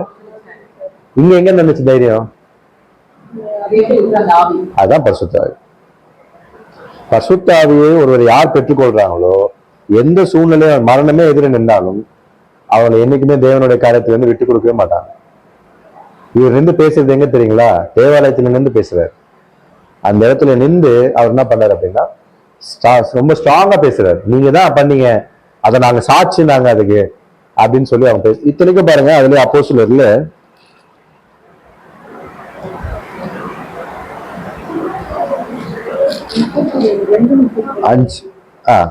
இன்னொரு வசனம் 5ஆம் அதிகாரத்துல 41-42 அவருடைய நாமத்துக்காக தாங்கள் அவமானம் அடைவதற்கு பாத்திரராக எண்ணப்பட்டபடியினால் சந்தோஷமாய் ஆலோசனை சங்கத்தை விட்டு புறப்பட்டு போய் தினந்தோறும் தேவாலயத்திலேயும் வீடுகளிலேயும் அதுதான் கரெக்ட் தான் கரெக்ட். வீடுகளிலேயும் இடைவிடாமல் உபதேசம் பண்ணி இயேசுவே கிறிஸ்து என்று பிரசங்கித்தார்கள். அவங்களை அடிச்சுட்டாங்க. அடிகள் வாங்கின பிறகும் அவங்க என்ன பண்ணாங்க அப்படின்னா இந்த உபதேசத்தை தொடர்ந்து பண்ணிட்டு இருந்தாங்க அப்படின்னு சொல்லி பார்க்கணும். அப்ப நம்ம என்ன புரிஞ்சுக்கணும் அப்படின்னா அங்க சொல்லப்பட்ட அந்த நாவுகள் அப்படின்ற அடையாளம் எதை குறிக்குது அப்படின்னா இனிமேல் அவர்களுக்கு உபதேசிக்கக்கூடிய அந்த உபதேசங்கள் மிகவும் ஒரு நேரடியாகவும் ரொம்ப ஒரு உறுதியானதாகவும் போல்டு பிரீச்சிங்கா என்ன பண்ணணும்னா அவங்களுக்கு அது அவங்க பண்ண ஆரம்பிப்பாங்க அப்படின்றதுதான் அந்த நாவுகள், பிளந்திருக்கும் நாவுகள் அப்படின்றதுக்கான அர்த்தம். இதுதான் அதுக்கான அர்த்தமே தவிர நல்லா புரிஞ்சுக்கோங்க. நாவு டங்கு அப்படின்னா உதாரணத்துக்கு இப்போ இந்த உதாரணம் சொல்றேன். இப்போ உங்களுடைய மதர் டங் என்ன? தெலுங்கு. உங்களுடைய மதர் டங் உங்களுக்கு தமிழ். மதர் டங்குன்னா அம்மாவுடைய நாக்கு நான் புரிஞ்சுக்கிட்டீங்க. அம்மாவுடைய மொழி அப்படின்னா என்ன புரிஞ்சுக்கணும்னா என்னோட தாய்மொழி அப்படிதானே புரிஞ்சுக்கிறேன். அப்ப இங்க மட்டும் டங் அப்படின்னா நம்ம எப்படி புரிஞ்சுக்கிறோம்? டங்ஸ் தானே போடப்பட்டிருக்கு. அது மொழிகளை பத்தி பேசக்கூடாது. அதனால அதை பெற்றுக்கொண்டவங்க என்ன பண்ண ஆரம்பிச்சாங்கன்னா பற்பல மொழிகளை பேச ஆரம்பிச்சாங்க. ஒரு வகையில அந்த வார்த்தைகள் ஒரு நேரடியான உபதேசங்கள்ன்றதை அடையாளப்படுத்துது. அதே விதத்துல அந்த அடையாளம் எதுக்கு நாக்குன்னு ஏன் பயன்படுத்தப்பட்டுச்சுன்னா இதுக்கு அவள் பெற்றுக்கொள்ளக்கூடிய அந்த வரத்தை அடையாளப்படுத்தக்கூடியது அந்த நாக்கு. என்ன வரும்? பற்பல பாஷைகளை பேசு. அதனால டங்குன்ற ஒரு வார்த்தை அங்க யூஸ் பண்ணாங்க. உங்க மதர் டங் என்ன அப்படின்னா என்னோட தாய்மொழி தானே சொல்றேன், என் தாய் நாக்கு நான் சொல்றேன். இல்ல ரொம்ப அடிப்படையான ஒரு புரிந்து கொள்ளுதல். அப்போ உன் தாய்மொழி என்ன அப்படின்னா என்னோட மொழி என்னவோ நான் சொல்றேன். அந்த மாதிரி இந்த இடத்துல பற்பல பாஷைகளை பேசக்கூடிய ஒரு வரத்தை யாருக்கு கொடுத்திருக்கா? அப்போஸ்தலருக்கு தேவன் கொடுத்திருக்கிறாரு. அதனாலதான் அந்த பரிசுத்தாவி எப்படி இறங்கிச்சு அவங்க மேல? நாவுகள் போல. நாவுன்ற அடையாளம் அங்க என்ன பண்ணப்பட்டுச்சுன்னா காணப்பட்டுச்சு. இப்ப அதுல வந்துட்டு 5ஆம் வசனம் படிங்க. அப்போஸ்தலர் 2ஆம் அதிகாரம் 5ஆம் வசனம். சகல தேசத்தார் வந்த தேவ பக்தியுள்ள யூதர்கள் அப்போது எருசலேமிலே வாசம் பண்ணினார்கள். ஏன் எல்லாரும் அன்னைக்கு வந்திருந்தாங்க? இது பெந்தகோஸ்து தான், கரெக்டுங்களா? ஆனா நீங்க சொன்னது கரெக்ட். என்ன அப்படின்னு சொல்லி பாத்தீங்கன்னா யூதர்கள் எந்த இடத்துல இருந்தாலும் வந்து ஒண்ணு கூடக்கூடிய ஒரு நாட்கள் சிலது இருக்கு. அதுல ஒண்ணுதான் இந்த பெந்தகோஸ்து. ரெண்டாவது பாத்தீங்கன்னா பஸ்கா, மூணாவது பாத்தீங்க அப்படின்னா கூடார பண்டிகை.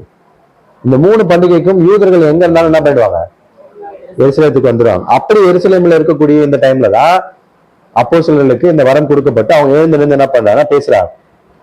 இப்ப இது பேசுறத கேட்கக்கூடிய ஜனங்களுக்கு என்ன உண்டாயிடுச்சு தெரியுங்களா?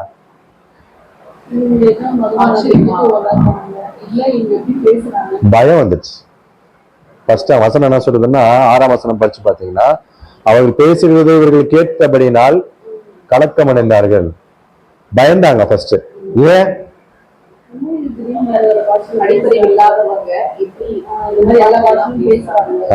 ஆக்சுவலி பாத்தீங்கன்னா சவுண்ட் அந்த போல இருந்திருக்கு. அவங்க பேசும்போது எல்லாரோட அட்டென்ஷனும் அங்க திரும்புற அளவுக்கு அந்த 11 பேருடைய சவுண்டுமே பாத்தீங்க அப்படின்னா அவ்வளவு வந்து ஒரு பெரிய ஒரு சவுண்ட் அங்க கேட்டிருக்கு. அப்படி கேட்கும் போது கூட 11 பேரும் வெவ்வேறு மொழிகள் என்ன பண்றாங்கன்னா பேசுறாங்க. அப்படி வெவ்வேறு மொழிகளை பேசும்போது கூட அங்க கூட இந்த யூதர்களுக்கு அது என்ன பண்ணுது, ரொம்ப தெளிவாவே அது என்ன பண்ணுதுன்னா புரிஞ்சிச்சு. நல்லா புரிஞ்சுக்கோங்களேன். நீ இங்கிலீஷ் பேசுறீங்க, நீ ஹிந்தி பேசுறீங்க, நீ தெலுங்கு பேசுறீங்க, நான் மலையாளம் பேசுறேன். ஒரே நேரத்துல நம்ம எல்லாருமே கத்தி ஒரே டாபிக்க பேசுறோம்னு வச்சுக்கோங்களேன், அவருக்கு பிரதருக்கு ஏதாவது புரியுமா? யாராவது ஒருத்தர் ஏதாவது பேசுங்களேன் அப்படின்னு எல்லாரும். ஆனா இவங்க பேசும்போது எல்லாருக்குமே புரிஞ்சிச்சு. எல்லாருமே கேட்டுதான் கிட்டே வராங்க. கேட்டுட்டு கிட்ட வந்தவங்க என்ன சொல்றாங்கன்னா, என்ன சொல்றாங்கன்னா, அவரவர்கள் தங்களுடைய ஜென்ம பாஷைகள் பேச கேட்கிறோமே அப்படின்றாங்க. வந்திருக்கவங்க யாரு? கூடி வந்திருக்கிறவங்க யாரு? யூதர்கள். யூதருடைய ஜென்ம பாஷை எது? அப்ப இங்க என்ன ஜென்ம பாஷை வேற பாஷையை சொல்றாங்க? இங்க வேற பாஷை தானே சொல்றாங்க. யூதையா எங்க இருந்தாலும் ஒரே பாஷை தான், எபிரேய பாஷை தான். யூதன் எப்படினாலே ஈப்ரூன்றது ஒரே லாங்குவேஜ் தான், இஸ்ரேலுக்குள்ள ஒரே லாங்குவேஜ். அந்த நாடுலாம் இருக்குல்ல, இப்ப அங்கிருந்துலாம் யார் வரா? அங்கிருந்துலாம் யார் வரான்னா யூதர்கள் வராங்க. அதுதான் சொல்றோம். அப்போ யூதர்கள் அவரோட ஜென்ம பாஷை எபிரேய பாஷை தான். ஆனா என்ன ஆயிடுச்சுன்னா, இதுக்கு முன்னாடி சிதறடிக்கப்பட்ட அந்த யூதர்கள் இந்த 17 நாடுகள்ல போயிட்டு என்ன ஆயிட்டாங்கன்னா செட்டில் ஆயிட்டாங்க. இப்ப உதாரணத்துக்கு நீங்க போயிட்டு ஒரு அமெரிக்கால போய் செட்டில் ஆகுறீங்க, நீங்க முதல் தலைமுறை, நீங்க என்ன பேசுவீங்க அப்படின்னா, அங்க நீங்க பிழைப்புக்காக நீங்க வந்து அந்த மொழியை பேசுவீங்க. ஆனா உங்களோட தாய்மொழி எதுவா இருக்கும்னா தமிழா இருக்கும். 2வது தலைமுறை 3வது தலைமுறை போகுது, லேசா தமிழ்னா வந்து தெரியுமா குழையும், அப்படியே தமிழ் வேற மாதிரி இருக்கும். ஒரு 6-7 தலைமுறை போயிடுச்சுன்னா பிறக்கிற குழந்தைங்க எதை தெரியுமா, மதர் டங் எதுன்னு கேட்டான்னு சொல்லுவாங்க, இங்கிலீஷ் ஆங்கிலம்னு சொல்லுவாங்க. இந்த மாதிரிதான் யூதருடைய நிலைமை ஆயிப்போச்சு. ஒரு அரபு தேசத்துல போய் குடியிருந்தவங்க கிடைச்சல அரபு மொழி தான் அவங்களுடைய ஜென்ம பாஷை ஆயிப்போச்சு. அதனால ஒரு அப்போஸ்தலன் இங்க இந்த ஒரு அரபு மொழியில தேவனுடைய மகத்துவங்களை பேசும்போது இது அவங்களுக்கு மதர் டங்கா தெரிஞ்சிச்சு. ஆனா வந்தவங்க யார் தெரியுங்களா? யூதர்கள். இதுதான் அங்க புரிஞ்சிக்கக்கூடிய விஷயம். புரிஞ்சா சொல்றது? அப்ப அப்படி வராங்க, எல்லாம் ஒன்று கூடுறாங்க. இப்ப அவங்க என்ன பேசுறாங்க, அதுல வந்துட்டு 11ஆம் வசனம் படி, நாம் நம்முடைய பாஷைகளிலே இவர்கள் தேவனுடைய மகத்துவங்களை பேச கேட்கிறோமே என்றார். எதை பேசுறாங்கன்னா முன்னாடி நம்ம பார்த்த மாதிரி தேவனுடைய. அப்ப என்ன பர்பஸ் நல்லா புரிஞ்சுக்கோங்க. உண்மையிலே ஒருத்தருக்கு பரிசுத்தாவி கிடைக்குதுன்னா, நல்லா புரிஞ்சுக்கோங்க, உண்மையிலே ஒருத்தருக்கு பரிசுத்தாவி கிடைக்குதுன்னா அவங்களுக்கு உண்மையிலே பரிசுத்தாவினுடைய வரம் ஆகிய அந்நிய பாஷை எனக்கூடிய பற்பல பாஷைகளை பேசக்கூடிய வரம் அவர்கள் பெற்றுக்கொண்டார்களே, ஆனால் அவர்கள் பேசுவது தேவனுடைய மகத்துவங்கள், அது மற்றவர்களுக்கு புரியும். அதனால் மற்றவர்கள் தேவனுடைய மகத்துவங்களை புரிந்து கொண்டு தங்களுடைய வாழ்க்கையை என்ன பண்ணுவாங்க தெரியுமா, தேவனுக்காக அர்ப்பணிப்பாங்க. இதுதான் அடிப்படையா அந்நிய பாஷைக்கான ஒரு புரிந்து கொள்ளுதல். இதுக்கும் இன்னைக்கு நடக்கக்கூடிய காரியத்துக்கும் என்னவே இல்லை, என்ன இல்லை அப்படின்னா சம்பந்தம் கிடையவே கிடையாது. காரணம் என்னன்னா, இன்னைக்கு பேசக்கூடியது என்னவே கிடையாது, அந்நிய பாஷை கிடையாது. அது ஃபர்ஸ்ட் விஷயம். சரி, 2வது ஒரு விஷயம் என்ன அப்படின்னு சொல்லி பாத்தீங்கன்னா, இப்ப நம்ம ஒண்ணு கொஞ்சம் 14 போறோம் இன்னும் கொஞ்ச நேரத்துல. இப்ப அதுக்கு முன்னாடி என்ன ஒரு விஷயம் புரிஞ்சுக்கணும்னா, பரிசுத்தாவி தேவன் யாரு கொடுப்பாரு?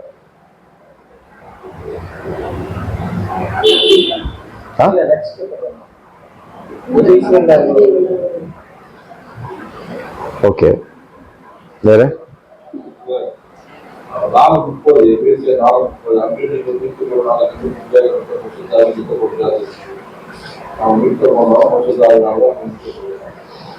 ஓகே. நீங்க ரட்சிக்கப்பட்டீங்களா? நீங்க நீங்க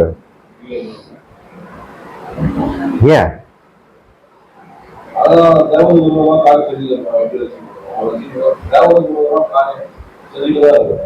ஓகே, ஒத்துக்கிறீங்க? ஆமா. சரி சரி. ரட்சிக்கப்படுறதுன்னா என்ன? யாரை பார்த்தாலும் எங்க பார்த்தாலும் ரட்சிக்கப்பட்டீங்களா ரட்சிக்கப்பட்டீங்களா அப்படின்னு கேட்கக்கூடியது. என்ன வச்சு கேட்கறாங்க? நான் ஞானஸ்தானம் பெற்றுட்டீங்களா? அதுக்கான இன்னொரு ஒரு வார்த்தை தான் ரட்சிக்கப்பட்டீங்கன்னு கேள்வி. அதுவே ஃபர்ஸ்ட் ஒரு தவறான ஒரு புரிந்துகொள்வது. ரட்சிக்கப்படுறதுன்னா என்னன்னா, ஒரு காரியத்திலிருந்து மீட்கப்படக்கூடிய விஷயங்களை பத்தி பேசு. நீங்க எதுல ரட்சிக்கப்பட்டீங்க? எதுல இருந்து மீட்கப்பட்டீங்க? இப்ப பாவமே செய்யுது இல்லையா? மீட்கப்பட்டீங்கன்னா திரும்ப அதுல என்ன பண்ணக்கூடாது? அப்ப மீட்கப்படல.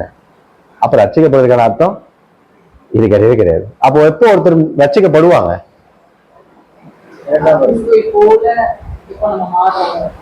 என்னைக்கு ஒருத்தர் மரணித்து உயிர் தெழுறாங்களோ அப்பதான் ரட்சிக்கப்படுவாங்க. அதனால வசனம் சொல்லுது, முடிவு பரியந்தம் யார் கடைசி வரைக்கும் தங்க வாழ்க்கைய உண்மையா வாழணும்னு முயற்சி பண்ணி நிக்கிறாங்களோ அவர்கள் மட்டும்தான் என்ன பண்ணப்படுவாங்க? அப்பதான் ரட்சிக்கப்படுவாங்க. தவிர இப்ப போய் பார்த்து ஒருத்தரை பார்த்து ரட்சிக்கப்பட்டீங்கன்னு கேட்டீங்கன்னா அது தவறான ஒரு புரிந்து கொள்ளுதல் சொல்லி பார்க்க. சரி, இப்போ கேள்விக்கு வரேன். யாருக்கு பரிசுத்த ஆவி கொடுப்பார்னு கேட்டேன். ஒரே பதில் தான் இருக்கு.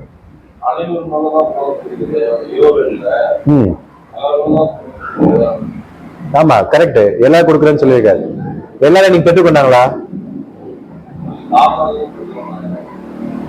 மாம்சமான யாவர் மேலும் என் ஆவியை ஊற்றுவேன் சொல்றாரு. அப்ப மாம்சமான யாவர் மேலும் ஒட்டுமொத்த உலகஜனங்கள் தானே, கரெக்டா? அப்ப ஒட்டுமொத்த உலகஜனங்களுக்கு இன்னும் பரிசு கிடைக்கல. ஆனா கொடுப்பாரா? எப்ப கொடுப்பாரு? ஒட்டுமொத்த உலகஜனங்களுக்கும் ராஜ்யத்துல கொடுப்பாரு, 1000 ஆண்டு அரசாட்சியில. அப்ப அது ராஜ்யத்துக்கு வரக்கூடிய வார்த்தைகள். அப்ப இப்ப அது பொருந்தாது. அப்ப இப்போ யாரு கொடுப்பாரு? ஆமா, மாம்சம் இருப்பாங்க. உலக ஜனங்கள் மாம்சத்துல தான் இருப்பாங்க. நம்ம தான் ஆவியில இருப்போம். அப்ப இப்ப யாரு கொடுப்பாரு பரிசுத்த ஆவி? முதல்ல சொன்னது ஒரு நல்ல வார்த்தை. மாம்சமான அந்த யோகில சொல்லப்பட்ட அதே தீர்க்க தரிசனம் அப்போது 2ஆம் அதிகாரத்தில் நிறைவேறிடும். ஆனா அப்போ மாம்சமான யாவர் மேல ஊஞ்சிட்டாரானா? கிடையாது. ஒரு பாட்டு அங்க நிறைவேறிச்சு. இன்னொரு முழுமை எங்கதான் அடைய போகுதுன்னா ராஜ்யத்துல அடைய போகுது. அதனால அதை ஓரம் வச்சிடலாம். இப்ப யாரு கொடுப்பான்னு கேக்குறேன்.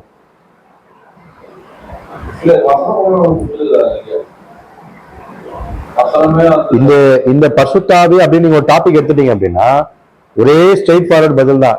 இவங்களுக்கு மட்டும்தான் கொடுப்பாரு, இவங்களுக்கு கொடுக்க மாட்டாருன்றது பைபிள் ரொம்ப தெளிவா சொல்லிடும். குழம்ப முடியாது. நம்ம இதுவா இருக்குமோ அதுவா இருக்குமோலாம் நம்ம யோசிக்கவே முடியாது. இதுதான் பதில். திருத்துவ பாடம் கேட்டீங்களே, எல்லாருமே கேட்டீங்களா திருத்துவ பாடம்? ஓகே, அப்பனா இது புரியும் இந்த பாயிண்ட். யாருக்கு பரிசுத்தாவி கொடுப்பாரு அப்படின்னா, சரி இங்க அப்போ சில பேர் எழுந்து பேசும்போது சில பேர் வந்துட்டு நாங்க என்ன செய்யணும்னு கேட்பாங்கல்ல. அப்ப அவங்களுக்கு ஒரு விஷயத்த சொல்றாருல்ல. என்ன சொல்றாரு? அப்போ சில 2:38 பேதுரு அவர்களை நோக்கி, நீங்க மனம் திரும்பி ஒவ்வொருவரும் பாவ மன்னிப்பு பெற்று இயேசு கிறிஸ்துவின் நாமத்தினாலே ஞானஸ்தானம் பெற்றுக் கொள்ளுங்கள், அப்போது பரிசுத்த ஆவியின் வரத்தை பெறுவீர்கள். இயேசு கிறிஸ்துவின் நாமத்தினாலே இதை பெற்றுக் கொள்ளுங்கள் அப்படின்னா என்ன அர்த்தம்? ஞானஸ்தானம் எல்லாமே பெற்றுக்கிறோம். இயேசு கிறிஸ்துவின் நாமத்தினாலே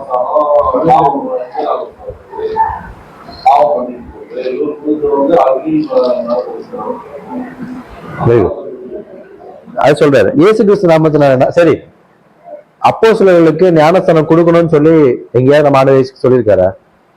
ஞானஸ்தானம் கொடுங்கன்னு சொல்லி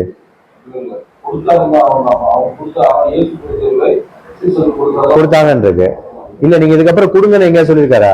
ஃபியூச்சர்ல சொல்லியிருக்காருல்ல. இப்ப அங்க போய் படிங்க. மத்தேயு 28 19 படிங்க. ஆகையால் நீங்கள் புறப்பட்டு போய் சகல ஜாதிகளையும் சீஷராக்கி பிதா குமாரன் பரிசுத்த ஆவியின் நாமத்திலே அவர்களுக்கு ஞானஸ்நானம் கொடுத்து. ஓகே, நீங்க எப்படி ஞானஸ்நானம் கொடுக்கணும்? பிதா குமாரன் பரிசுத்த ஆவியின் நாமத்தினால ஞானஸ்நானம் கொடுங்க. இப்படிதான் அப்போஸ்தலன் இப்ப பேதுரு கொடுத்துருக்கணும். ஆனா அவர் எப்படி கொடுத்தாரு? ஏன்? பிதா வேற, பிதா குமாரன் ஆ பரிசுத்த ஆவி நாமத்தினாலே நாமத்தினால ஞானஸ்நானம் கொடுக்கணும். ஆ பரிசுத்த ஆவி நாமம் சரி, குமாரன் நாமம் இயேசு கிறிஸ்து நாமம். ஓகே. இதா எங்க போனாரு? எல்லா அதிகாரத்தையும் இயேசு கிறிஸ்து அப்ப அவரை விட்டுலாமா பின்னாரு? இங்க கட்டளை கொடுக்கும்போது என்ன கொடுத்துட்டாருன்னா, நீங்க போய் சகல ஜாதியிலும் சீஷராக்கி பிதா குமாரன் பரிசுத்த ஆவி நாமத்தினாலே ஞானஸ்தானம் கொடுங்கன்ட்டாரு. முதல் வேலையை எங்க நடக்குதுன்னா அப்போஸ்தலர் 2ஆம் அதிகாரத்துல நடக்குது. ஆனா அங்கேயே என்ன சொல்றாருன்னா, நீங்க இயேசு கிறிஸ்துவின் நாமத்தினாலே எதை பெற்றுக்கொள்ளுங்கள். எங்க காணாம போனாங்க பிதாவாகிய தேவன்? ஏன் பரிசுத்த ஆவியினுடைய காரியங்களை குறித்து அங்க சொல்லப்படுது.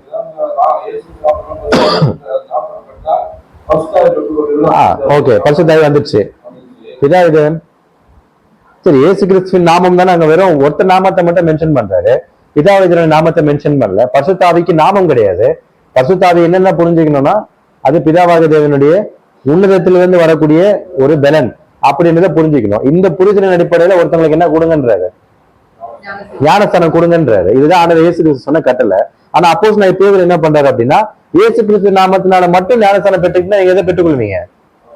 பரிசுத்த ஆவி பெற்றுக்கொள்ள. இப்ப நீங்க தான் ஞானஸ்தானம் பெற்றுக்கிட்டீங்க. எப்படி கொடுத்திருப்பாங்க? பிதா குமாரன் பரிசுத்த ஆவி நாமத்தினால ஞானஸ்தானம் கொடுக்கிறோம் அப்படின்னு சொல்லி முக்கிய எடுத்திருப்பாங்கல்ல, அப்படிதானே எடுத்தாங்க, ரைட்டா?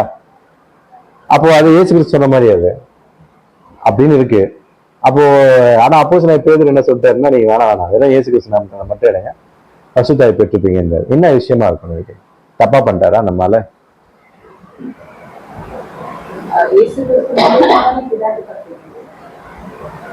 ஓகே, போட்டோம். எங்க சொல்லி கொடுத்த மாதிரி பண்ணலையே இந்த ஸ்டூடெண்ட். ஓகே, இருங்க இருங்க. ஆல்ரெடி அவங்க வந்து பிதாவாக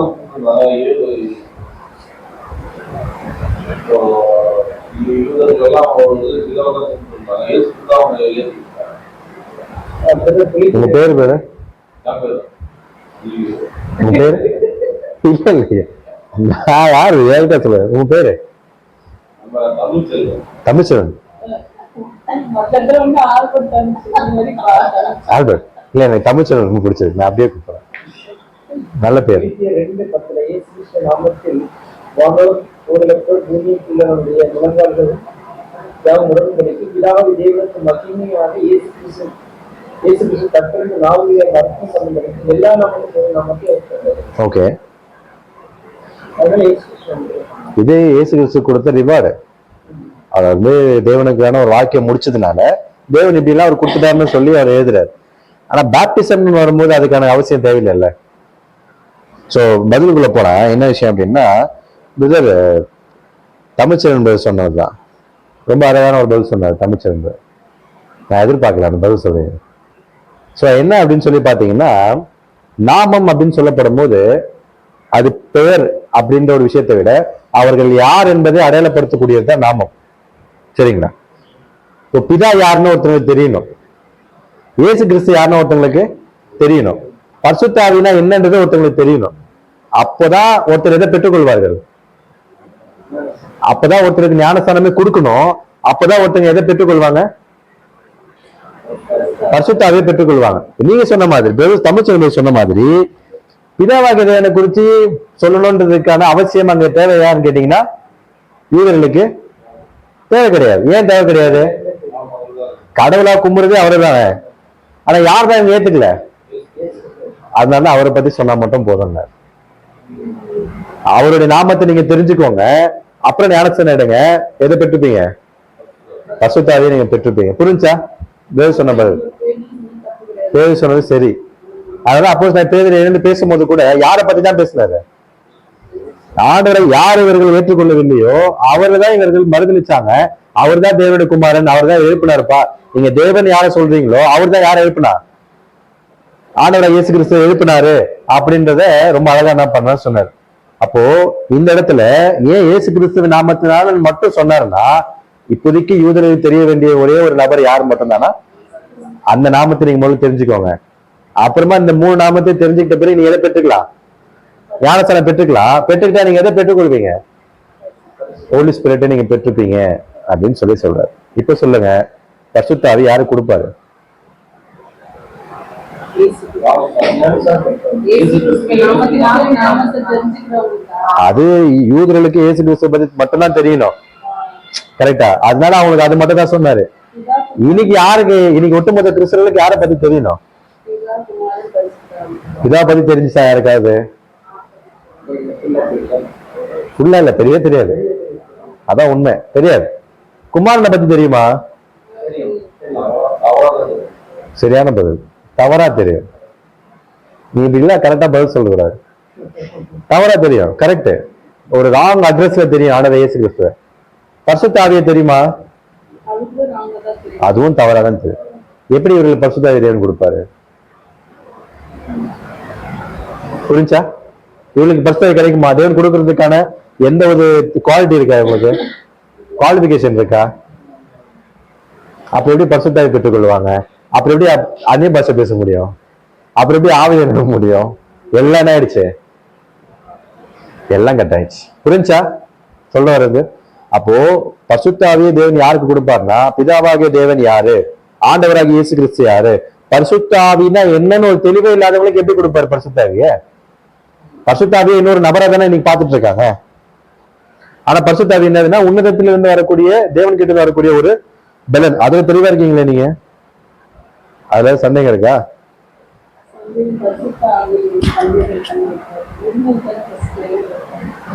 ஏன்னா அதுல சந்தேகம் வந்துட்டு நான் இவ்வளவு தூரம் கத்தி பேசுறது. அப்புறம் ஏன்னா நல்ல ஒரு விஷயம் புரிஞ்சுக்கணும். இந்த 3 காரியங்கள் தெரியாதவர்கள தேவன் என்னைக்கும் தொடர்பு கொள்ளவே மாட்டார். தேவன் யாரு, ஆண்டவராக இயேசு கிறிஸ்து யாரு, பரிசுத்த ஆவினா என்ன அப்படின்ற தெளிவுகள் இல்லாத மக்கள் கிட்ட தேவனுடைய ஆவி எந்த இடத்துலயும் என்ன பண்ணாருன்னா செயல்படவே படாது. சத்தியத்தில் ரொம்ப நாட்களுக்கு அவர்கள் என்ன பண்ண முடியாது அப்படின்னா நிற்கவே முடியாது. வந்து கேட்பாங்க, கடைசி வரைக்கும் கேட்பாங்க, அப்புறம் போயிடுவாங்க. இதுதான் அவன் நிலைமையா இருக்கு. ஏன்னா சத்தியத்தின் அவர் இல்லாதபடினால் அவர் சத்தியத்திலே நிலை நிற்கவில்லை. சாத்தான சொல்வார்ல அந்த மாதிரி.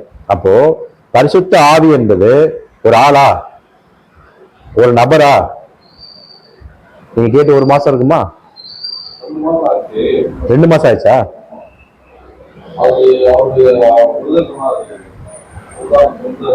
பிரதீப் பிரதீப்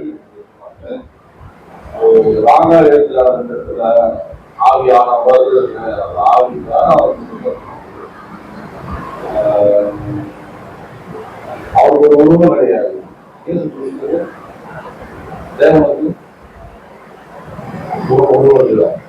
இருக்கு. என்ன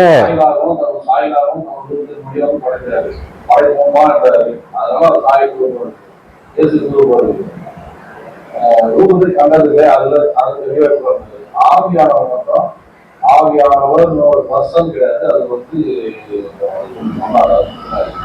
அவங்க 4 பேர் நம்ம ஒருவர் வந்து ஆவியானவர் வந்து உருளைகள் ஆசீர்வாதி கொடுத்துருக்காங்க. எழுதுனோட மிஸ்டேக்னு சொல்லியிருக்காங்க. வேற ஏதாவது உங்களுக்கு பைபிள்ல பெரிய எவிடன்ஸ் தான். என்னன்னா உதாரணத்துக்கு அவரே நிறைய உதாரணம் சொல்லியிருப்பாரு. இப்போ மாம்சமான யாவர் மேலும் நீங்க சொன்னது அது என்ன ஆவி? பரிசுத்த ஆவி. ஒரு நபரா இருந்தா எப்படி எல்லாரும் மேல ஊத்த முடியும்? இது உதாரணம் உங்களுக்கு சொல்லியிருப்பாரு. அதே மாதிரி பழைய ஏற்பாட்டுல மோசே கிட்ட இருந்து ஒரு உதாரணம் சொல்லியிருப்பாரு. அங்க ஒரு 70 பேருக்கு மேல தேவன் என்ன பண்ணுவாருன்னா பரிசுத்த ஆவியை ஊத்துவார். அப்போ ஒரு நபரா இருந்தாருன்னா ஒரு கைடன்ஸ் தான் பண்ணுவாங்க. ஒரு நபர் இருந்தானா வழி நடத்துக்கிறதுக்காக அவர் வருவார், கரெக்டா? ஆனா அதுவே ஒரு ஆவி என்னும் போது அது எத்தனை பேருக்கு என்ன பண்ணலாம், அதை பகிர்ந்து கொடுக்கலாம். அதனாலதான் வசனம் என்ன சொல்லுன்னா இது பரிசுத்த ஆவியினுடைய வரம்னு சொல்லப்பட்டது. ஆவியானவருடைய வரம்னு 1 Corinthians 12 கிடையாது. பரிசுத்த ஆவியினுடைய வரம். ஆமா ஆமா. அந்த தேற்றவாளன் அந்த காரியங்களை குறிச்சு தான் என்ன பண்ணுவாங்க அப்படின்னா அதிகமா பேசப்படுவாங்க. அதுல ரொம்ப ஈஸியா தேவன் என்ன பண்ணா புரிய வைப்பாரு. இப்போ தேற்றவாளன் சொல்லப்படும் போது ஒரு காரியத்திலிருந்து உங்களை வந்து ஆறுதல் படுத்தக்கூடிய தேறுதல் படுத்தக்கூடிய ஒரு காரியத்தை ஆவியானவர் பண்ணுவார்னு மக்கள் இன்னைக்கு புரிஞ்சு வச்சுட்டு இருக்காங்க. அப்ப வசனம் என்ன சொல்றது? கோலும் தடியும் என்னை தேற்றும் அப்படின்னா கோலும் தடி ஒரு ஆளா கிடையாது. அப்போ ஒரு அது கோலம் தடியை போய் தேற்றும் நம்மள. சங்கீதம் 23 சொல்றாருல கைடன்ஸ், கரெக்டா? வழிநடத்தது. அப்ப அந்த மாதிரிதான் பரிசுத்த ஆவி அப்படின்றது நீங்க எந்த பைபிள்ல நீங்க தமிழ் தவிர எங்க போய் படிச்சு பார்த்தாலுமே ஆவின்னு தான் இருக்கு. ஏன் தமிழ்ல மட்டும் இப்படி ஒரு மிஸ்டேக்னு கேட்டீங்கன்னா அது மொழிபெயர்த்தோட மிஸ்டேக்ன்றது மட்டும்தான் நமக்கு பதிலா கிடைக்கிறதே தவிர அது எங்குமே இல்லை. ஆனாலுமே தேவன் என்ன பண்ணிருக்காருன்னா நமக்கு கண்டுபிடிக்கிறதுக்கான சில குழு வச்சிருக்காரு. அதுதான் சத்திய ஆவியாகி அவர் வரும்பொழுது அப்படின்னு யோவான் எழுதியிருப்பார். சத்திய ஆவியானவர் அப்படின்னு சொல்லி எழுதியிருப்பார். அதே யோவான் ஒண்ணு யோவான் எழுதும் போது சத்திய ஆவின்னு எழுதியிருப்பார். ஏன் இங்க சத்திய ஆவியானவர் எழுதினாரு, இங்கே சத்திய ஆவின்னு எழுதினாரு அப்படின்னு சொல்லி பார்க்கும்போது ஒண்ணு யோவான் எழுதும் போது சத்திய ஆவி அது கீழே என்ன இருக்கோம்னா வஞ்சக ஆவின்னு இருக்கும். ஒருவேளை சத்திய ஆவியானவர் எழுதிட்டா கீழே என்னன்னு போட்டிருக்கணும், மேல மட்டும் ஆவியானவர் போட்டு கீழே ஆவின்னு போட்டாங்கன்னா மக்களுக்கு யாருக்கும் ஒன்றும் புரியாது, குழம்பிடுவாங்க. இந்த மாதிரி நமக்கு புரிஞ்சுக்கிறதுக்கான சில குழுக்கள் என்ன பண்ணியிருப்பாருன்னா தேவன் வச்சிருப்பார். அப்ப பரிசுத்த ஆவி அப்படின்றது ஒட்டுமொத்தமா என்ன அப்படின்னா பிதாவாகிய தேவனத்திலிருந்து புறப்பட்டு வரக்கூடிய ஒரு பலன். சிம்சோன் எத்தனை பேரை கொன்னாரு, இது எல்லாமே அவர் எதனால பண்ணாரு, பரிசுத்த ஆவி தேவன் கொடுத்ததுனால பண்ணாரு. அப்ப அந்த இடத்துல ஒரு ஆவி இல்ல, அது ஒரு பலன். அப்போ பரிசுத்த ஆவின்றது பழைய ஏற்பாடுல ஒரு மாம்ச பிரகாரமாக ஒருத்தருக்கு பலனையும் கொடுத்திருக்கு. அதே சமயம் நியாய தீர்ப்பு செய்வதற்கான அறிவை கொடுக்கறதுக்கும் பரிசுத்த ஆவி பயன்படுத்தப்பட்டிருக்கு. அதுக்கும் பரிசுத்த ஆவி பயன்படுத்தப்பட்டிருக்கு. எல்லா காலங்கள் போக போக பரிசுத்த ஆவி ஒரு விதமா என்ன பண்ணப்பட்டிருக்குன்னா பயன்படுத்தப்பட்டிருக்கு. அது ஒரு நபரா இருந்தா இதுக்கான எந்த ஒரு சாத்தியமுமே இருந்திருக்கு. நபரா இருந்தா அவர் தான் இறங்கி வந்து பண்ணிருக்கணும். அது ஒருத்தர் கொடுக்க வேண்டிய அவசியமே இல்லை. கரெக்டா?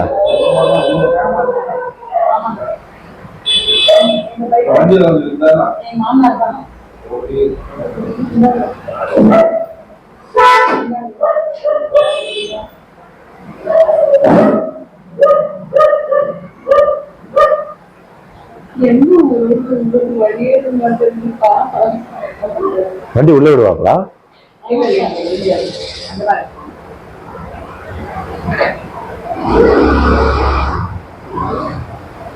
இந்த காரியங்கள் நல்லா புரிஞ்சுக்கோங்க. ஏன்னா பரிசுத்த ஆவின்றது ஒரு நபராக இருந்தா தேவன் அவரையே அனுப்பி எல்லா காரியங்களும் என்ன பண்ணிருக்கலாம்னா இயேசு கிறிஸ்து எப்படி தூதராக இருந்து பயன்படுத்தி அவரோட காரியங்களை செஞ்சு முடிச்சாரோ அது மாதிரி யாரையும் அனுப்பியிருக்கலாம். அவரோட ஆளா இருந்தா அவரே அனுப்பி தேவனுடைய வேலையில பண்ணி வச்சிருக்கலாம். ஏன் தேவன் அதை ஒருத்தங்கிட்ட கொடுத்து அது அவங்க மூலமா எதுக்கு இது ஒரு ஆளா இருந்தா அது பண்ண வேண்டிய அவசியம் இல்லைல்ல. ஆவியானவர் உணர்த்துவாரு. நம்ம ஏதாவது காரியம் செய்யலாம், நமக்கு அந்த உணர்வு வர்றது ஆவியானவர் நம்ம கூட இருக்கிறாங்க. அந்த மாதிரி சொல்லும்போது நமக்கு அந்த வர உணர்வுகள் நமக்கு வர அது என்னங்களை ஆவியானவர் அப்படிங்கிற மாதிரி ஒரு மைண்ட் செட் ஆயிடுச்சு. அது பழக்க தோஷம், அதோட பிரச்சனை. ஆவியானவர் இப்ப சொல்றதுனால அது வேதாகமத்திலே இல்லாத ஒரு உபதேசமான ஒரு காரியம் ஆவியானவர் அப்படின்றது. அதனால அது நம்ம புரிஞ்சுக்க வேண்டியதுக்காக தான் நம்ம கிட்ட இருக்கு. பரிசுத்த ஆவி அப்படின்றதுதான் பாத்தீங்க அப்படின்னா ஒரு சரியான ஒரு புரிந்து கொள்ளுது. அது எப்போ தேவன் ஒருத்தர் கொடுப்பாரு அப்படின்னு சொல்லி கேட்டீங்கன்னா அது எப்போ தேவன் கொடுப்பாருன்னா யார் ஒருவர் இந்த காரியங்களை சரியாக புரிந்து கொண்டு ஞானஸ்தானத்தை எடுக்கிறாங்களோ அப்பதான் தேவன் என்ன பண்ணுவாருன்னா அவங்களுக்கு அந்த பரிசுத்த ஆவின்ற ஒரு காரியத்தை கொடுப்பாரு. அதனால கேட்டேன், பிதாவாகிய தேவன் யாரு?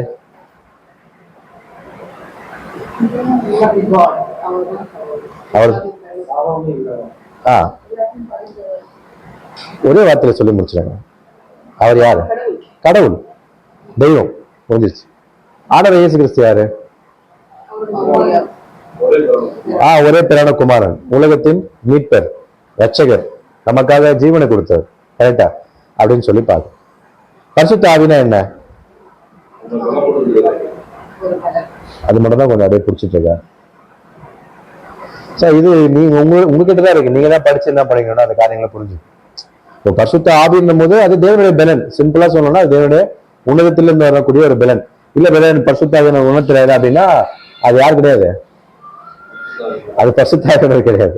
அது யாருன்னு நீங்க தான் புரிஞ்சுக்கணும். சரியா? சரி. அப்போ ஒருவேளை அப்ப இது என்ன ஒரு உபதேசம்? பரிசுத்த ஆவியானவர் அப்படின்றது ஒரு சாத்தானுடைய ஒரு தவறான ஒரு உபதேசம் அப்படின்னு. இதனால என்ன ஒரு கொள்கை உள்ள வந்துடும்னா முக்கடவுள் கொள்கை என்ன பண்ணுதுன்னா உள்ள வந்துடும். முக்கடவுள் கொள்கை உள்ள வந்துருச்சுன்னா இந்துஸ்க்கும் நமக்கும் என்ன வித்தியாசம்? எல்லா மதத்திலும் எடுத்துட்டீங்கன்னா முக்கடவுள் கொள்கை இருக்கு. எல்லா மதத்திலுமே இருக்கு.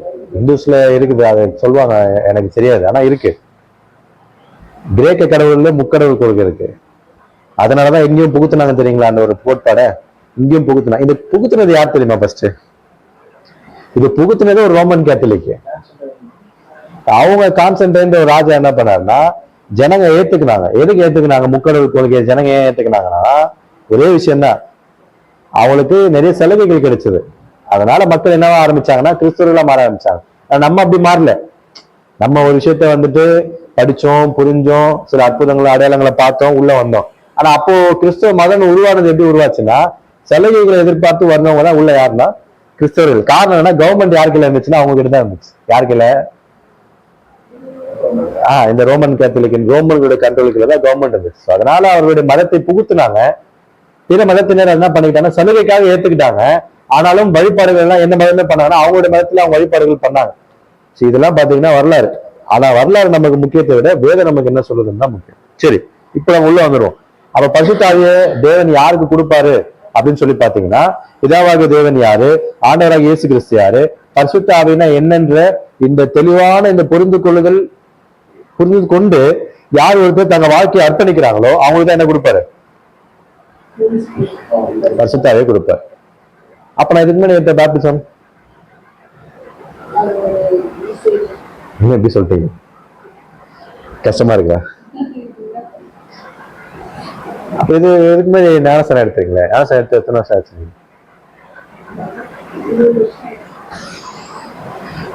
நீ ஞானசனம் எடுத்து எத்தனை வருஷம் ஆச்சு? சொல்லுங்க, தம்பி சொல்லுங்க.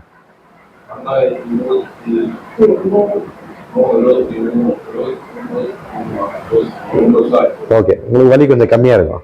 20 வருஷம் ஆச்சா? வலி பெருசா? ஓ,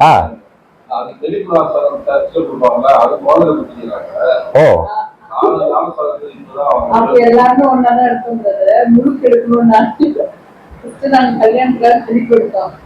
அது 20 வருஷம் ஆச்சு. ஹஸ்பண்ட் ஒய்ஃப் நீங்க? ஆமா. என்னடா அங்கே கனெக்ட் ஆகிட்டு இருக்கிற அடிக்கடி பார்த்து. ஓகே ஓகே, அப்போ நம்ம ஒண்ணு எடுத்தோம்ல ஞானஸ்தானம், அது தெளிப்பா இருந்தாலும், தெளிப்புன்றது பைபிள்ல கிடையாது, அதை ஓர வச்சிடலாம். முழுக்கன்னு ஒண்ணு எடுத்தோம். எந்த ஒரு விசுவாச கோட்பாடு அடிப்படையில எடுத்தோம் அப்படின்னா திருத்துவ கொள்கை அப்படின்னு. அது நம்ம தான் என்னதான் வந்து பிதா குமாரன் பரிசுத்த ஆவின்னு சொன்னாலுமே என்ன விசுவாசம் தான் நமக்கு அந்த டைம்ல. முக்கடவுள் கொள்கை ஒரு திருத்துவ கொள்கை விசுவாசம் தான். அப்போ ஒரு பேப்டிசம் எடுத்தோம். அந்த பேப்டிசமா அப்படின்னு நீங்க ஒரு கேள்வி கேட்டீங்கன்னா ஆமாவா இல்லையா? ஆமாவா இல்லையா? அதை தேவன் ஏற்றுக்கொண்டாரா? அதை பேப்டிசமா தேவன் ஏற்றுக்கொண்டாரா அப்படின்னு ஒரு கேள்வி கேட்டா ஆமாவா இல்லையா?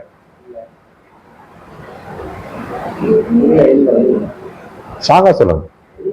இல்ல, அதான் பதில். இல்ல, அது ஞானஸ்தானமே இல்ல. நீங்க இது வரைக்கும் என்ன எடுக்கல. முழுக்க எடுத்தாலுமே நீங்க என்ன விசுவாச அடிப்படையில எடுத்தீங்க?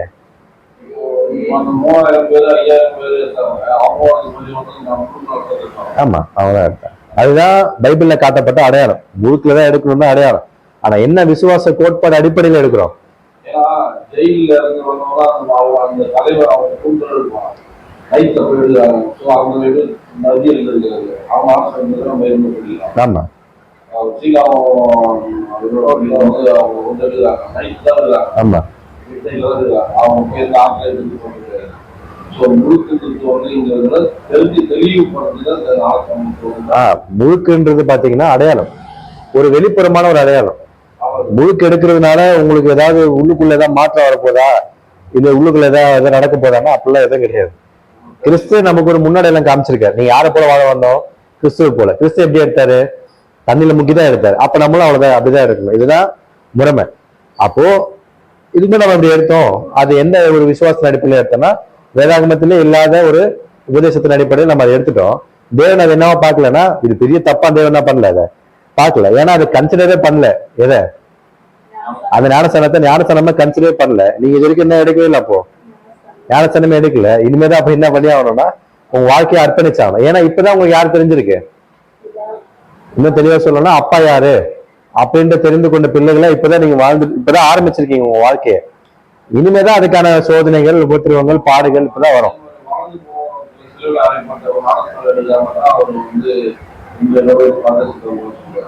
புரியுது?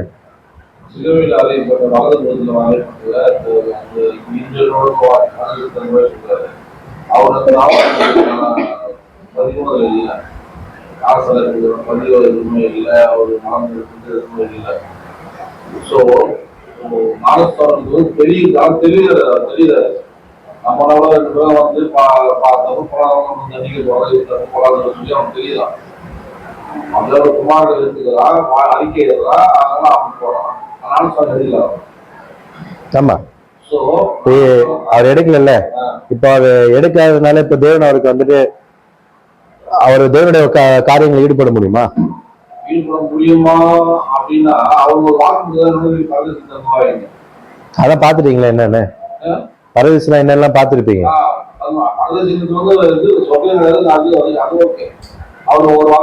ஒரு அறிக்கை இட்டார், இவர் யாருன்னு அப்படின்றது அறிக்கை இட்டாரு. ஆனா அதுக்கு அடையாளம் எதை காமிச்சாரா?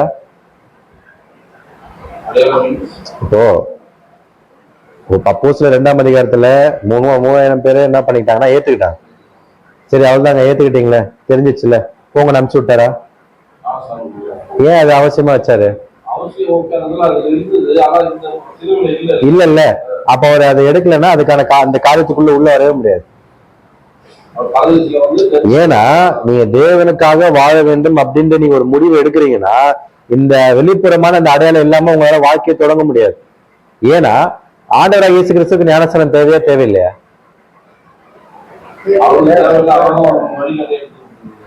அவர் தேவையில்லையா? தேவையே இல்லை. ஆண்டவர் இயேசு கிறிஸ்துக்கு ஞானஸ்தானம் தேவையே இல்லை. அவர் வந்து டைரக்டா வந்து ஒரு பாவமே இல்லாத வந்துட்டாரு. டைரக்டா இதை ஸ்டார்ட் பண்ணிருக்கலாம், இதை ஸ்டார்ட் பண்ணிட்டு போயிட்டு இருக்கலாம். ஏன் ஞானஸ்தானம் எடுக்கணும்? அவரு இது ஒரு அடையாளம். ஒரு ஊழியத்தை தொடங்க வேண்டுமானால் குமாரனாகிய நானே என்ன பண்ணிருக்கேன்னா, அதான் அப்போது யோவான் என்ன பண்ணிருப்பாரு, யோவான் சொன்னாங்க, நான் உங்ககிட்ட வந்து என்ன பண்ணோம், நீங்க என்கிட்ட வந்து எடுக்கிறீங்களா அப்படின்னு. எல்லா நீதியும் நிறைவேற்றுவது நமக்கு ஏற்றதா இருக்கிறது. அப்போ நானும்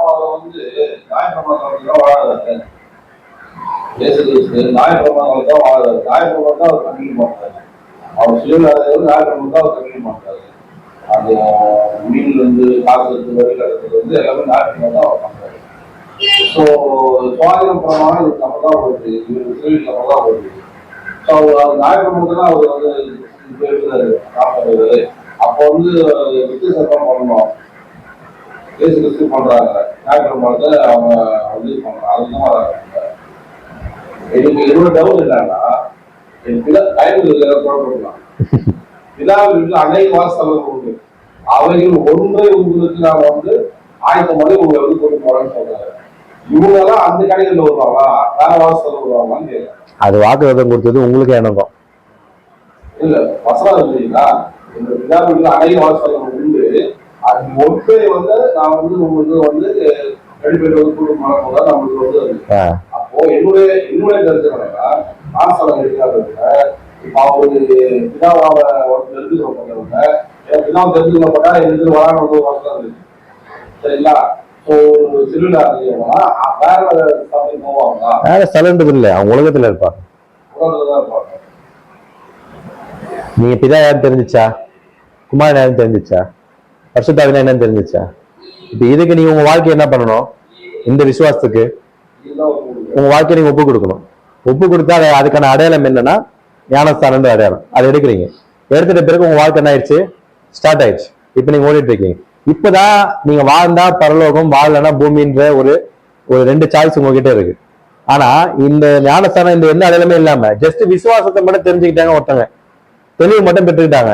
ஆனா அந்த வாழ்க்கையை அர்ப்பணிப்பதற்கான எந்த அடையாளமே காட்டல. இப்ப இவங்களுக்கு என்ன பலன் கொடுப்பீங்க? ஒண்ணுமே கிடையாது. அப்போ அதுலயே வசனமே சொல்லுது தெளிவா, எழுத்து வந்து வந்துட்டாங்க அப்படின்னு. அது வந்து கிழக்குல இருந்து மேற்குல இருந்து அநேகர் வந்து உங்க கூட பந்தி இருப்பாங்கன்னு சொன்னது. ஆமா, ராஜ்யத்தின் புத்திரன்னு சொல்லப்படுது. அந்த டைம்ல யூதர்கள்ல கொஞ்சம் பேர் சொல்றாரு, அப்போஸ்தலர்ல மென்ஷன் பண்ணி சொல்றாரு. ராஜ்யத்தின் புத்திரன்றது நம்ம இருக்க போறது பரலோகத்துல. இந்த பூமியில இருக்க போறது யார் அப்படின்னா, விசுவாசத்தை ஏற்றுக்கொண்டு அதற்கேற்ற வாழ்க்கையை அர்ப்பணிக்காதவங்க, ஞானஸ்தானம் எடுக்காதவங்க எல்லாம் எங்க பூமியில தான் இருக்க போறாங்க. ஏன்னா ஞானஸ்தானன்றது தான் ஒரு கேட்டு. அதை யார் ஒருத்தர் எடுக்கிறாங்களோ அவங்க மட்டும்தான் ஜீவனுக்கான வழி, அழிவுக்கான வழின்றதுக்குள்ள அவங்க பிரவேசிக்க முடியும். வெறும் நான் விசுவாசத்தை மட்டும் நான் ஏத்துக்கிட்டேன், எனக்கு எல்லாம் தெரியும், நான் எல்லா கிளாஸும் கேட்டேன், ஆனா ஞானஸ்தானம் எடுக்கல, அதுக்கு என் வாழ்க்கையை நான் ஒப்பு கொடுக்கல அப்படின்னா இந்த பூமியிலே இருக்க வேண்டியதுதான். மறுபடியும் இது 1000 சர்ச்சில் சொல்லி தர போறாரு, அப்பயும் உட்காந்து திருப்பி கேட்க வேண்டியதுதான். இதுதான் வித்தியாசம். சரிங்களா? இப்போ இந்த இடத்துல அந்நிய பாஷை அப்படின்ற எந்த ஒரு பாயிண்ட் படி பார்க்கும்போது பரிசுத்த ஆவின்ற ஒரு விஷயத்த இன்னைக்கும் உங்களுக்கு என்ன பண்ணல, இன்னும் பதில் சொல்லணும்னா டைரக்டா பதில் சொல்லணும்னா உங்களுக்கு என்ன பண்ணல, இன்னும் பரிசுத்த ஆவிய கொடுக்கல. உங்களுக்கு இன்னும் பரிசுத்த ஆவியை கொடுக்கல. காரணம் என்ன அப்படின்னா நீங்க விசுவாசத்துல தெளிவாயிட்டீங்க, ஆனா என்ன பண்ணல, ஒரு அர்ப்பணிப்பு என்ன பண்ணலாம் இன்னும் காட்டல. அதுக்கான காட்ட வேண்டிய சூழ்நிலையும் இது கிடையாது, நேரமும் இது கிடையாது. உங்களுக்கு இன்னும் என்ன இருக்குன்னா நேரம் இருக்கு. ஆனா இப்போதைக்கு உங்களுக்கு தேவன் என்ன பண்றாரு அப்படின்னா சத்தியத்தை புரிகிறதுக்கான ஒரு சில காரியங்களை மட்டும் உங்களுக்கு என்ன பண்றாருன்னா புரிய வைக்கிறாரு. அப்போ நல்லா ஒருத்தன் புரிஞ்சுக்கோங்க, சொல்லக்கூடிய சத்தியங்கள் உங்களுக்கு புரியுது அப்படின்னாலே தேவன் அதை புரிய வைக்கிறாருன்னு அர்த்தம். அப்படி புரிய வைக்கிறாருன்னா என்ன புரிஞ்சுக்கணும் தெரியுங்களா? என்னை குறித்து ஏதோ ஒரு திட்டம் தேவன் என்ன பண்ணிருக்காரு, அதுக்காக தான் எனக்கு அது புரிய வைக்கிறாரு. என்னை குறித்து தேவன திட்டம் இல்லை, இது என்ன உள்ள வர வைக்க வேண்டிய தேவன திட்டமே இல்லைன்னா எனக்கு இது எதுவுமே என்ன பண்ணது புரியாது. எனக்கு இந்த ஒரு பாடம் ஒரு பெரிய விஷயமாவே தெரியாது. இதுக்கு எந்த நேரம் செலவு பண்றதுக்கான அந்த ஒரு முக்கியத்துவமும் உங்களுக்கு வராது. ஆனா அதுக்குன்னு ஒரு நேரம் செலவு பண்ணி அதுக்குன்னு நீங்க வரீங்க தெரியுமா? இது எல்லாவற்றுக்கும் காரணம் என்னன்னா தேவன் கொடுக்கக்கூடிய ஒரு உணர்வு, ஒரு புரிந்து கொள்ளுதல். அது உங்ககிட்ட இன்னைக்கும் இருக்கும், நாளைக்கும் இருக்கும். நீங்க உங்களுக்குள்ள அந்த ஆர்வமும் அந்த உண்மையும் இருக்கிற வரைக்கும் அது இருக்கும். அது உங்களை எங்க கொண்டு போகணும்னா தேவன் எங்க கொண்டு போகணும்னு நினைக்கிறாரோ அதை அவங்களுக்கு என்ன பண்ணா அவங்க கொண்டு போகும். இப்போதைக்கு இதை ஜஸ்ட் என்ன பண்ணிக்கோங்கன்னா தெரிஞ்சு வச்சுக்கோங்க. ஒண்ணு என்ன நினைச்சுக்காதீங்கன்னா ஐயோ நம்ம ஞானசம் எடுத்தது சரியில்லைன்ட்டாரு.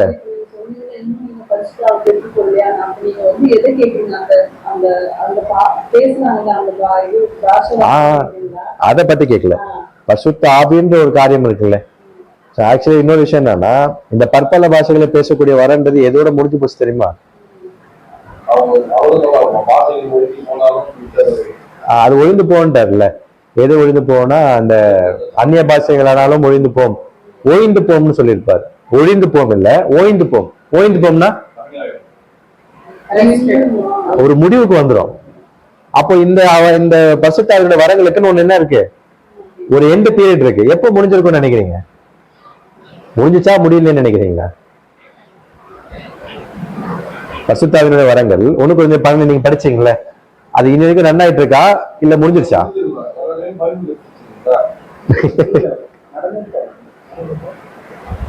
நடந்துட்டு இருக்கு, முடிஞ்சிருச்சு. நீங்க என்ன சொல்றீங்க? உங்களுக்கு இன்னும் எவ்வளவு நாள் டைம் இருக்கு?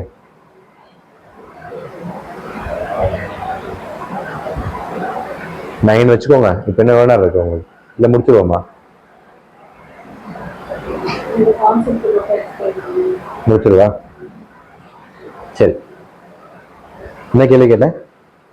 முடிஞ்சிருச்சா முடியலையா? முடிஞ்சா முடியலையா? உங்களுக்கு கிடைக்கல, அதனால போயிட்டு இருக்கா? நீங்க சார்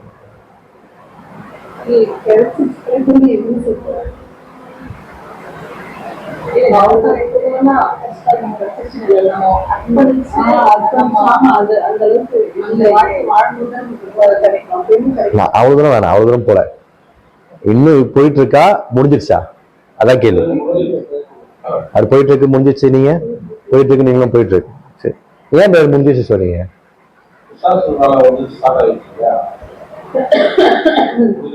ஸ்டார்டிங் ஒரு பதில் சொன்னீங்களே, என்ன சொன்னீங்க? நம்ம கையில பைபிள் வந்துருச்சுன்னு சொல்லிட்டு ஒரு பதில் சொன்னீங்க. அது எதனால சொன்னீங்க? இல்ல இப்போ அது புரியறதுதான் மாசத்தான் போயிடுச்சு. அவங்க மாசம் புரியுற மாதிரி போயிடுச்சு. இனி அது தேவைப்படல, இனி அது தேவைப்படல அப்படின்ட்டு. இப்ப இதுக்கு என்ன சொல்றீங்க? நான் சொல்ல வேண்டியது அவர் சொல்லிட்டாரு. நான் என்ன சொல்ல வந்தேன்னா, ஏன் அந்த நேரத்துல அந்த வரங்கள் தேவைப்பட்டுச்சு அப்படின்னா பூமியின் கடைசி பரியந்தமும் போய் சாட்சி சொல்லணுன்றதுதான் நம்ம படிச்சோம். அதான் அதோடைய பர்பஸ். கரெக்டா? அதை பெற்றுக்கொண்டவங்க பூமியின் கடைசி பரியந்தமும் போய் சாட்சி கொடுத்தாங்களா அப்படின்னா கொடுத்துட்டாங்க, சாட்சி கொடுத்துட்டாங்க. சரி, அதுக்கப்புறம் யாராவது இதை பெற்றுக்கொண்டாங்களா இந்த வரத்தை அப்படின்னா கொர்நேலியோட குடும்பத்தார் என்ன பண்ணிப்பாங்கன்னா இந்த வரத்தை எல்லாம் பெற்றுக்கொள்வாங்க. இந்த வரத்தோட பர்பஸ் என்ன அப்படின்னா சுவிசேஷத்தை அவங்களுக்கு சொல்லணும். காரணம் என்னன்னா அப்போதைக்கு எதுவும் இல்லை, வேதாகமும் இல்லை. அதுல இப்ப நம்ம ஆண்டவர் இயேசு கிறிஸ்து பத்தி நீங்க தெரிஞ்சுக்கிட்டீங்க. எப்படி தெரிஞ்சுக்கிட்டீங்க? படிச்சு தெரிஞ்சுக்கிட்டீங்க. இது இல்லவே இல்லை. அப்ப அவர் வந்து உங்களுக்கு சொல்லணும். புரியுதுங்களா? இது எல்லாமே முழுமை அடைஞ்சிச்சு. இப்ப இயேசு கிறிஸ்துவோட வாழ்க்கையை பத்தி இதுல இருக்கு. படிச்சு புரிஞ்சுக்க வேண்டிய கண்டிஷன் இப்ப யாருக்கு இருந்துச்சு? நம்ம எல்லாருக்கிட்டுமே வந்துச்சு. இப்ப இதுக்கு உங்களுக்கு அந்நிய பாஷை வரம் கொடுத்து இப்ப நீங்க அந்த வரத்தை பெற்றுக்கொண்டு நீங்க வந்துட்டு பாரிகள் எல்லாம் போயிட்டு அங்க போய் நீங்க பேசணுமா? ஏன் அப்ப இன்னைக்கு வந்துட்டு பேசுகிற போடுகிறவங்களாம் ஏன் பக்கத்துல டிரான்ஸ்லேட்டர் வச்சுக்கிறாங்க? வரத்தை பெற்றுக்க வேண்டியதானே? ஏன் பக்கத்துல டிரான்ஸ்லேட்டர் இங்கே இருக்குல்ல, டிரான்ஸ்லேட்டர்லாம் வச்சுக்கிறாங்களா? வியாக்கானம் பண்ற ஒருத்தர் வச்சுக்கிறாங்கல்ல, ஏன் புரியல? ஏன் வரத்தை பெற்றுக்க வேண்டியதானே? அவங்களுக்கே கொடுக்கலையா? அப்போ அப்படின்னா என்ன அர்த்தம் அப்படின்னு சொல்லி பாத்தீங்கன்னா இந்த வரத்திற்குரிய இந்த காரியங்கள் எல்லாம் ஒரு காலப்பகுதியோடு என்ன பண்ணிருச்சுன்னா இது முடிஞ்சிருச்சு. எதோட அப்படின்னு சொல்லி கேட்டீங்கன்னா அப்போஸ்தலர்கள் அப்படின்ற ஒரு மிகப்பெரிய ஒரு காலப்பகுதி இருந்துச்சு, அவர் ஊழியத்தினுடைய காலப்பகுதி. அப்போதான் இந்த வரத்தினுடைய காரியங்கள் ரொம்ப மிகவும் பரம்பி என்ன பண்ணப்படுதுன்னா செயல்பட்டுச்சு. சுகமளிக்கும் வல்லமைன்றதும் அதுக்கப்புறம் பற்பல பாஷைகளை பேசக்கூடிய வரங்களும் நிறைய வரங்கள்லாம் படிச்சுன்னா செயல்பட்டுச்சு. ஆனா வேதகம் என்னைக்கு முழுமை அடைஞ்சதோ, அப்போஸ்தலரோட வாழ்க்கை என்னைக்கு கடைசி அப்போஸ்தலன் ஆகக்கூடிய யோவான் என்னைக்கு மரித்தாரோ அதோட எது முடிஞ்சிச்சு தெரியுங்களா? கிராஜுவலா இந்த பரிசுத்தங்களுடைய வரங்கள் முடிஞ்சிச்சு. இப்போ அந்த வரங்களுக்கான ஒரு அவசியம் இருக்கான்னு கேட்டீங்கன்னா வரங்களுக்கான அவசியம் கிடையாது. ஆனா எது செயல்படுது? எதை கொடுக்கிறார் தேவன்? பரிசுத்தாவி கொடுக்கிறாரு. இப்ப அதனுடைய செயல்பாடு என்னதான் பிரதர்? அப்போ அது வரமா செயல்பட்டுச்சு. இப்ப எங்களுக்கு கொடுக்குறாரா இல்லையானா கொடுக்குறாருன்றீங்க. அப்ப அதோட பர்பஸ் என்ன? குணத்தில் இருக்கிறாரா?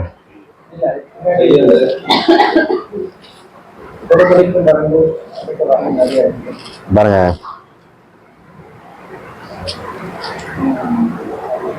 1 யோவான் 2:27 படி.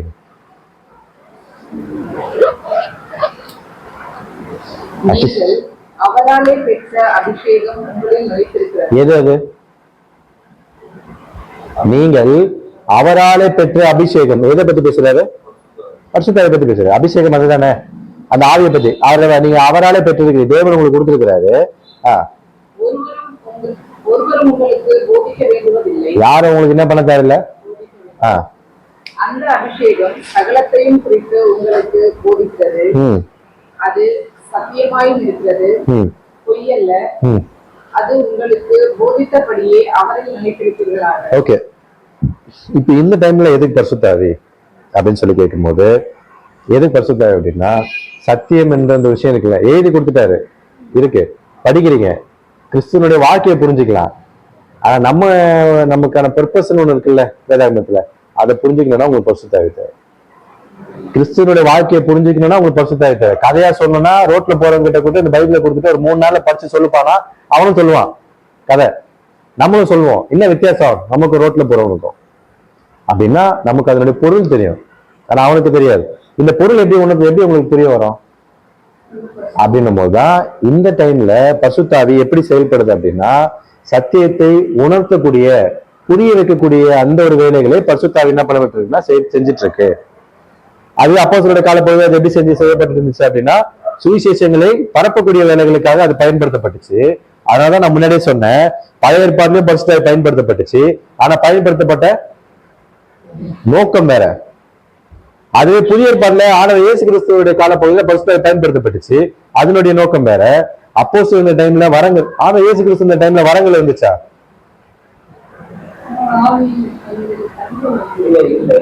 வரங்கள் ஒரு விஷயம் இருந்துச்சா?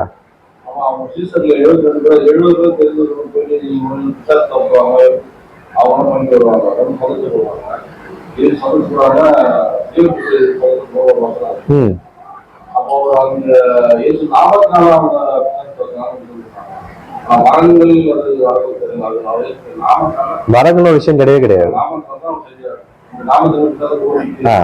இந்த வரங்கள் எப்ப என்றாச்சு உங்களுக்கு புரியுதா? கிராஜுவலா ஒரு விஷயம் மாறிட்டே வரும். பரிசுத்தாவியை தேவன் பயன்படுத்தக்கூடிய விதம் இதுதான். கிறிஸ்துவனுடைய காலத்துல கிறிஸ்துவை விசுவாசிக்கிறதுக்காக அடையாளங்களும் அற்புதங்களும் செய்யப்படுவதற்காக பரிசுத்தாவி அங்க செயல்பட்டுச்சு. ஆனா அது அப்போஸ்தலரோட காலப்பகுதியில கிறிஸ்துவை மற்றவர்கள் ஏற்றுக்கொள்ளணுன்றதுக்காக அந்த வரங்களாக அது என்ன பண்ணப்படுச்சுன்னா செயல்படுத்தப்படுச்சு. ஏன் வரங்களா செயல்படுத்தப்படுச்சுன்னா கிறிஸ்து இந்த டைம்ல அவர் ஒருத்தர் மட்டும் தான் செயல்பட்டார். ஆனா அப்போஸ்தலர் டைம்ல நிறைய பேர் என்ன ஆயிட்டாங்க, உருவாயிட்டாங்க. இப்ப வரங்கள் தேவைப்படுது. ஒரே அதாவது 12 பேர் இருக்கும்போது 12 பேர் என்ன பண்றாங்கன்னா யாரெல்லாம் ஏற்றுக்கொள்றாங்களோ கை வச்சு அவங்களுக்கு என்ன கொடுத்துறாங்க, பரிசுத்தாவி கொடுத்துறாங்க. இனி கை வச்சு அவங்களுக்கு பரிசுத்தாவி வந்துருமா? அப்போ என்ன எடுக்க வேண்டிய அவசியமே இல்லை. அதனாலதான் பாத்தீங்கன்னா கொர்நேலியோட குடும்பத்தார்கிட்ட அப்போஸ்தலன் பேதுரு பேசிட்டே இருக்கும்போது அவங்க எதை பெற்றுக்கொள்வாங்க தெரியுமா? பரிசுத்தாவி பெற்றுக்கொள்வாங்க. ஞானஸ்நானமே எடுக்காது அவங்களுக்கு எப்படி பரிசுத்தாவி கிடைச்சது? சரி, பரிசுத்தாவி பெற்றுக்கொண்டாங்களே, அவன் ஞானஸ்நானம் எடுத்தாங்களா இல்லையா? ஏன் எடுத்துதான் ஆகணும். இவனுக்கு ஏன் அப்ப முன்னாடியே பரிசுத்தாவி கொடுத்தாரு? ஞானஸ்நானம் எடுக்கிறதுக்கு முன்னாடி ஏன் கொடுத்தாரு? இதெல்லாம் ரொம்ப ரொம்ப இன்ட்ரெஸ்டிங்கான வைடான டாபிக். ஏன் ஞானஸ்நானம் எடுக்கிறதுக்கு முன்னாடி கொர்நேலிய குடும்பத்தாருக்கு பரிசுத்தாவி கொடுத்தாரு?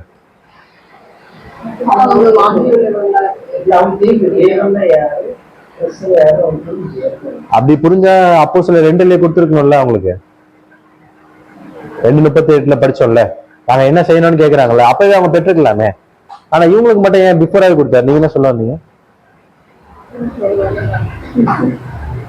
என்ன அப்படின்னு சொல்லி பாத்தீங்கன்னா கொர்நேலிய குடும்பத்தார் புறஜாதியார். முதல்ல சுவிசேஷம் பிரசங்கிக்கப்பட்டது யாருக்கு தெரியுமா? இந்த புறஜாதி குடும்பத்தாராகிய, அதாவது இஸ்ரேலுக்கு அப்புறம் சொல்ல வந்தேன், புறஜாதிகளுக்கு முதல்ல போய் சேர்ந்தது யாருன்னா கொர்நேலிய குடும்பம். ரொம்ப ஆச்சரியமான ஒரு உண்மை. நம்ம ஆண்டவர் இயேசு கிறிஸ்து அவங்க யூதர்கள், அவங்களும் யூதர்கள் தான். முதல்ல புறஜாதி ஒருத்தருக்கு சுவிசேஷம் போய் சேருது அப்படின்னா அது யாருக்குதான்? ஆனா ஒட்டுமொத்த யூதர்கள் என்ன நினைச்சிட்டு இருந்தாங்க? யாருக்கு மட்டும்தான் இந்த ஒரு சுவிசேஷமும் இந்த ஒரு ஆசீர்வாதமும் நினைச்சிட்டு இருந்தாங்கன்னா எங்களுக்கு மட்டும் நினைச்சிட்டு இருந்தாங்க. யாருக்குன்னு அவங்க யாருக்கு அது போகும்னு அவங்க நினைக்கவே இல்லை. புறஜாதிகளுக்கு அது போக நினைக்கவே இல்லை. இப்ப புறஜாதிகளுக்கு போய் சத்தியத்தை நீ சொல்லணும், போய் கொர்நேலிய குடும்பத்துக்கு போய் சத்தியத்தை சொல்லணும் போது இவர் என்ன சொல்றாரு பேதுரு?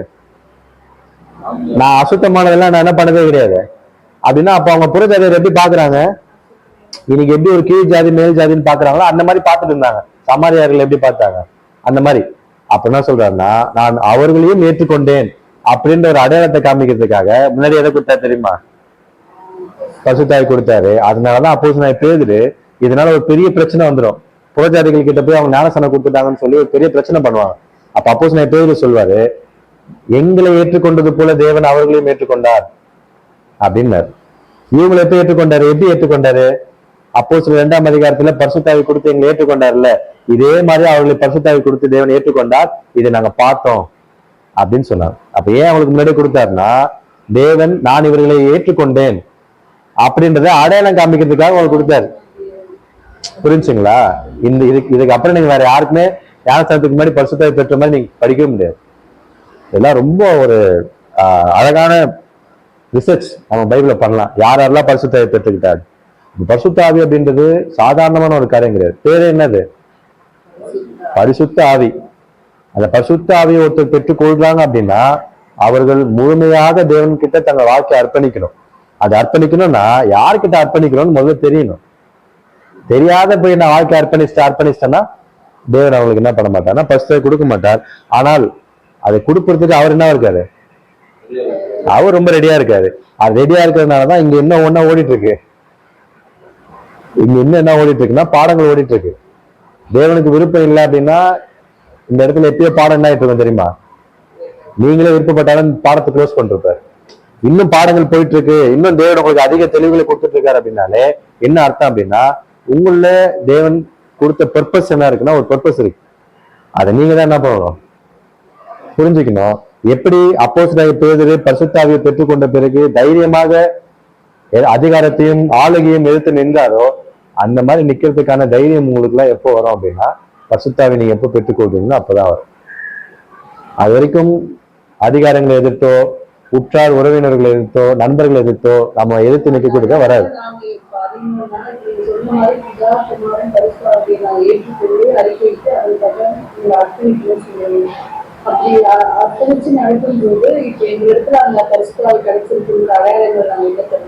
அது நீ பெற்றுக்கொள்ளும் போது தெரிஞ்சுப்பீங்க. அது எப்படி சொல்றது, ரொம்ப ரொம்ப வந்து அதுல நீங்க வந்து ஒரு கைடன்ஸை நீங்க புரிஞ்சுப்பீங்க. உதாரணத்துக்கு சொல்லணும்னா, ஒருவரும் உங்களுக்கு போதிக்க வேண்டியது இல்லைன்னு சொன்னார்ல, இன்னைக்கு ஒருத்தர் இங்க தேவைப்படுறாங்கல்ல, அந்த தேவை உங்களுக்கு இல்லாம இருக்கும். நீங்க எடுத்து ஒரு வேதாகம் எடுத்து படிக்கும் போது அதுக்கான வசனங்களும் புரிந்து கொள்ளுதலும் தேவன் ஆட்டோமேட்டிக்கா உங்களுக்கு என்ன பண்ணுவாங்கன்னா கொடுக்க ஆரம்பிப்பாரு. நீங்க வாழக்கூடிய வாழ்க்கையில உங்களுக்கு நீங்க நடக்கக்கூடிய சோதனைகள் உபத்திரவங்கள்ல அதுல தாங்கி கொள்வதற்கு, அதை தாண்டி வர்றதுக்கு இதுக்கெல்லாம் எது தேவைப்படும்னா பரிசுத்த ஆவி தேவைப்படும். இதெல்லாம் நீங்க பெற்றுக்கொள்ளும் போது தான் நீங்க ஃபீல் பண்ணுவீங்க.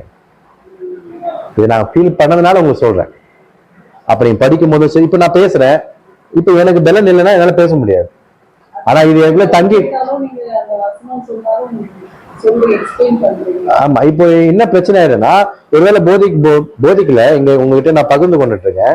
பகிர்ந்து கொண்டுட்டு இருக்கிற நானு என் மேல நம்பிக்கை வச்சுட்டு நான் இந்த இடத்துல உங்ககிட்ட வந்துட்டேன்னு வச்சுக்கோங்களேன், நான் இங்க விழுந்துருவேன். நீங்க கேட்கிற கேள்விக்கு எனக்கு பதிலே தெரியாது. நீங்க உங்களுக்கு இங்க இருந்து எடுக்கிறவங்க மட்டும் தான் தெரியும். எடுக்கிறதுக்கு முன்னாடி அவங்க என்ன பண்ணுவாங்கன்றது உங்களுக்கு தெரியாது. எடுக்கிறதுக்கு முன்னாடி ரொம்ப நேரம் உட்காந்து ப்ரேயர் பண்ணி, இந்த பாடம் எனக்கு பல தடவை நான் எடுத்தாலும் மனப்பாடமா மைண்ட்ல இருந்தாலும் மறுபடியும் உட்காந்து அதை படிச்சு அதை உட்காந்து ஒரு ப்ரேயர் பண்ணி போற இடத்துல எனக்கு பேசுறதுக்கு பலனை கொடுங்கன்னு கேட்டுட்டு தான் இங்க ஒரு சகோதரனும் வருவாங்க. இதுதான் பரிசுத்த ஆவியினுடைய பலன். இதை நீங்க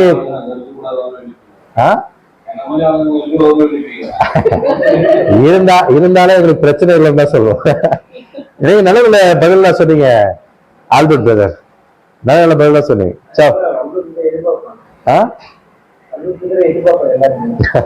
தொடர்ந்து வாங்க. இந்த பாடங்கள்லாம் வந்துட்டு இன்னும் முடியல. இந்த பாடம் இன்னும் வந்துட்டு நம்ம எதுக்குள்ள போறோம்னா 1 Corinthians 14 போல 14 போயிட்டா டமால் அடிப்பாரு. யாருன்னா அப்போஸ்தலன் பவுல் டைரக்டா அடிப்பாரு. நீ பேசுறது பேய் பாஷைன்னு சொல்லி, அது பேய் பாஷைப்பா. படிக்காத யாரோ ஒருத்தன் உங்க சபை பக்கம் வந்துட்டானா நீ கத்துறதை பார்த்தா அவன் என்ன சொல்லுவான் தெரியுமா? நீங்களாம் யாரு? பைத்தியக்காரர்கள் அப்படின்னு சொல்லுவான்.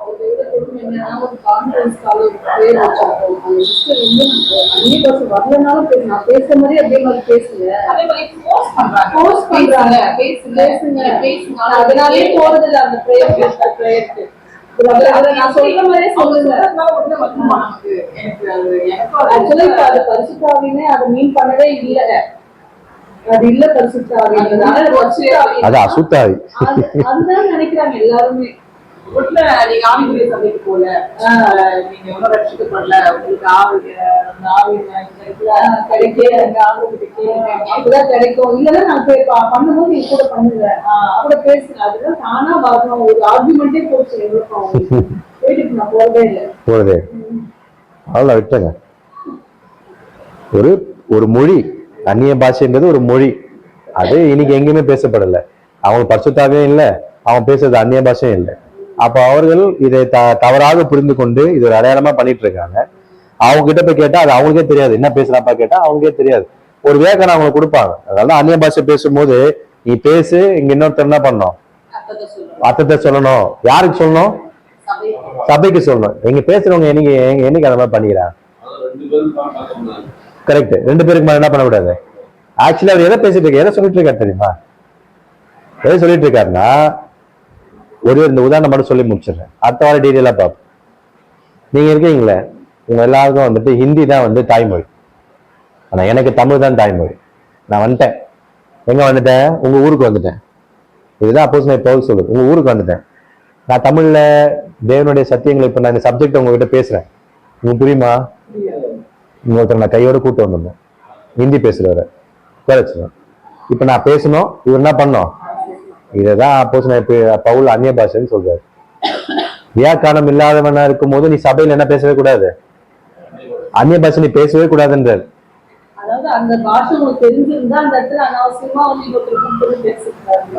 அதையும் சொல்றாரு. என்ன சொல்றாரு?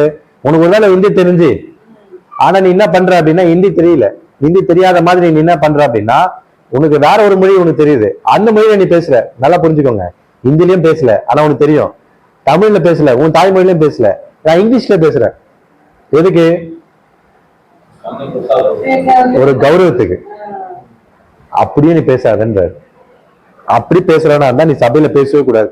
அந்த மாதிரி ஒரு பிரச்சனை இருந்ததுனால்தான் கொரிந்து சபைக்கு அவர் எழுதக்கூடிய நிருபம் தான் 1 Corinthians 14. நல்லா அருமையா இருக்கும். 1 Corinthians 13 அன்பை பத்தி பேசுவாரு, 14 அந்நிய பாஷை குறிச்சு பேசுவாரு, 15 உயிர்த்தெழுதலை குறிச்சு பேசுவாரு. லைனா இருக்கும். ரொம்ப அழகா பேசியிருப்பாரு. ஒரு புல்லாங்குழல் இருக்கு, நாதசுரம் இருக்கு, சுரமண்டலம் இருக்கு அப்படின்னா, இப்ப நான் வந்துட்டு கோல் ஊதுறேன், சரிங்களா? சவுண்டு கேக்குதா? நீங்க எல்லாம் திரும்பிக்கோங்க, சவுண்டு கேட்கும். நீ சவுண்டுக்கு வச்சு என்னன்னு சொல்வீங்க? இதை சொல்லுவீங்களே. அந்த மாதிரி ஒரு ஒரு மொழிக்கும் ஒரு அர்த்தம் இருக்குன்றாரு. எல்லாம் அப்போஸ்தலன் பவுல் நாங்க பேசுவார். ஒரு ஒரு மொழிக்கும் என்ன இருக்கு? ஒரு அர்த்தம் இருக்கு. அதுவே எக்காலம் ஊதுறாங்க. எக்காலம் எதுக்கு ஊதுவாங்க?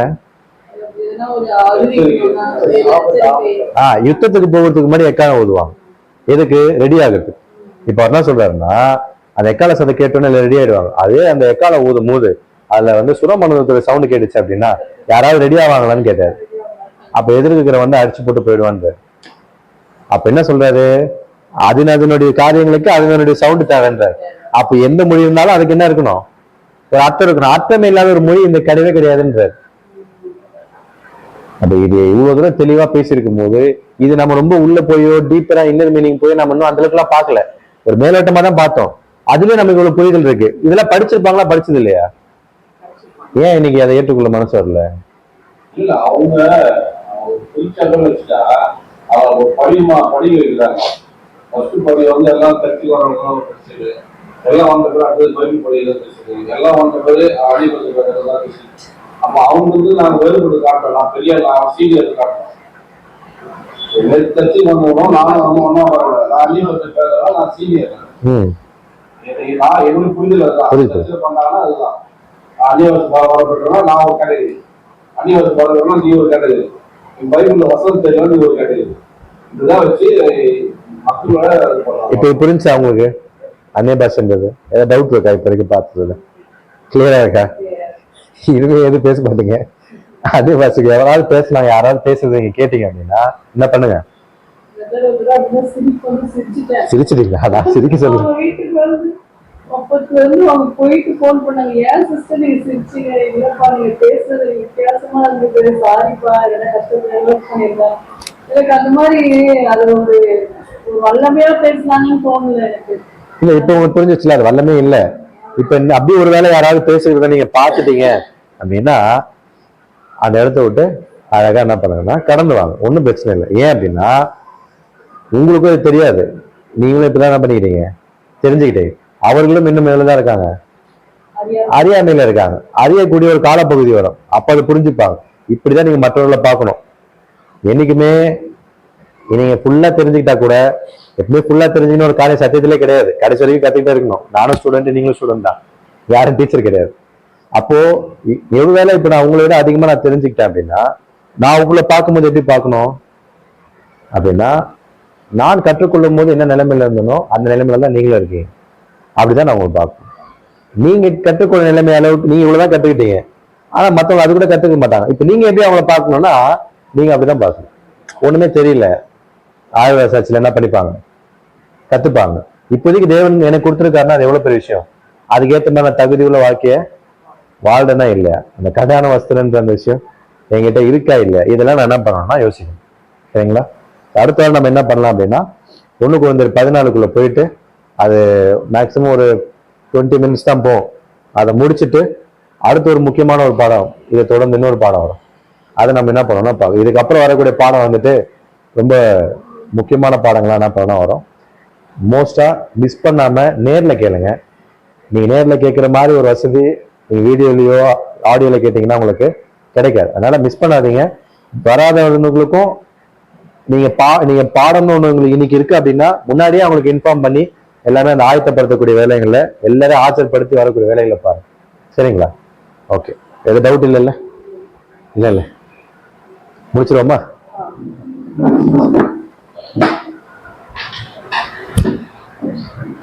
ஜெபம் செய்வோம். எங்களை அதிகமாக நேசித்து வழிநடத்தி வருகிற எங்கள் அன்பின் பரலோக பிதாவே, உமக்கே சதா காலங்களிலும் திதிக நம்பிக்கை எடுக்கிறோம். இதுவும் ஒன்றுக்கும் தகுதி இல்லாத எங்களையும் உங்களுடைய குமாரனாக இயேசு கிறிஸ்து மூலமாக தகுதிப்படுத்தி சகோதர சகோதரிகளாக ஒன்று கூட்டி உங்கள் வேதத்தில் மறைந்துள்ள மகத்துவமான காரியங்களை நாங்கள் தியானிக்க நீர் எங்களுக்கு ஏற்படுத்தி கொடுத்த நல்ல வாய்ப்புக்காக செலுத்துகிறோம். இப்போதும் நாங்கள் கற்றுக்கொண்ட சத்தியின் அடிப்படையில் இன்னும் அதிகமாக உண்மை பற்றி வருகிற அறிவிலும் உங்களுடைய குமாரனாக இயேசு கிறிஸ்துவை பற்றி வருகிற அறிவிலும் அதிகமாக வளர்ந்து அதற்கேற்றபடி எங்கள் வாழ்க்கையை நாங்கள் கிரியைகளை காண்பித்து உங்களுக்கு பிரியமான பிள்ளைகளாக வாழ்ந்து மரித்திட எங்களுக்கு தேவைப்படுகிற உங்கள் பிறனாகிய பரிசுத்த ஆவியை எங்களை தந்து உதவி செய்ய வேண்டுமாய் இந்த சிறிய தாழ்மையான விண்ணப்பத்தை மீட்பெரும் ரட்சகருமா இருக்கிற கர்த்தராகிய இயேசு கிறிஸ்து மூலமாக உங்களிடத்தில் எடுக்கிறோம் எங்கள் ஜீவனால பிதாவே ஆமென். கண்டிப்பா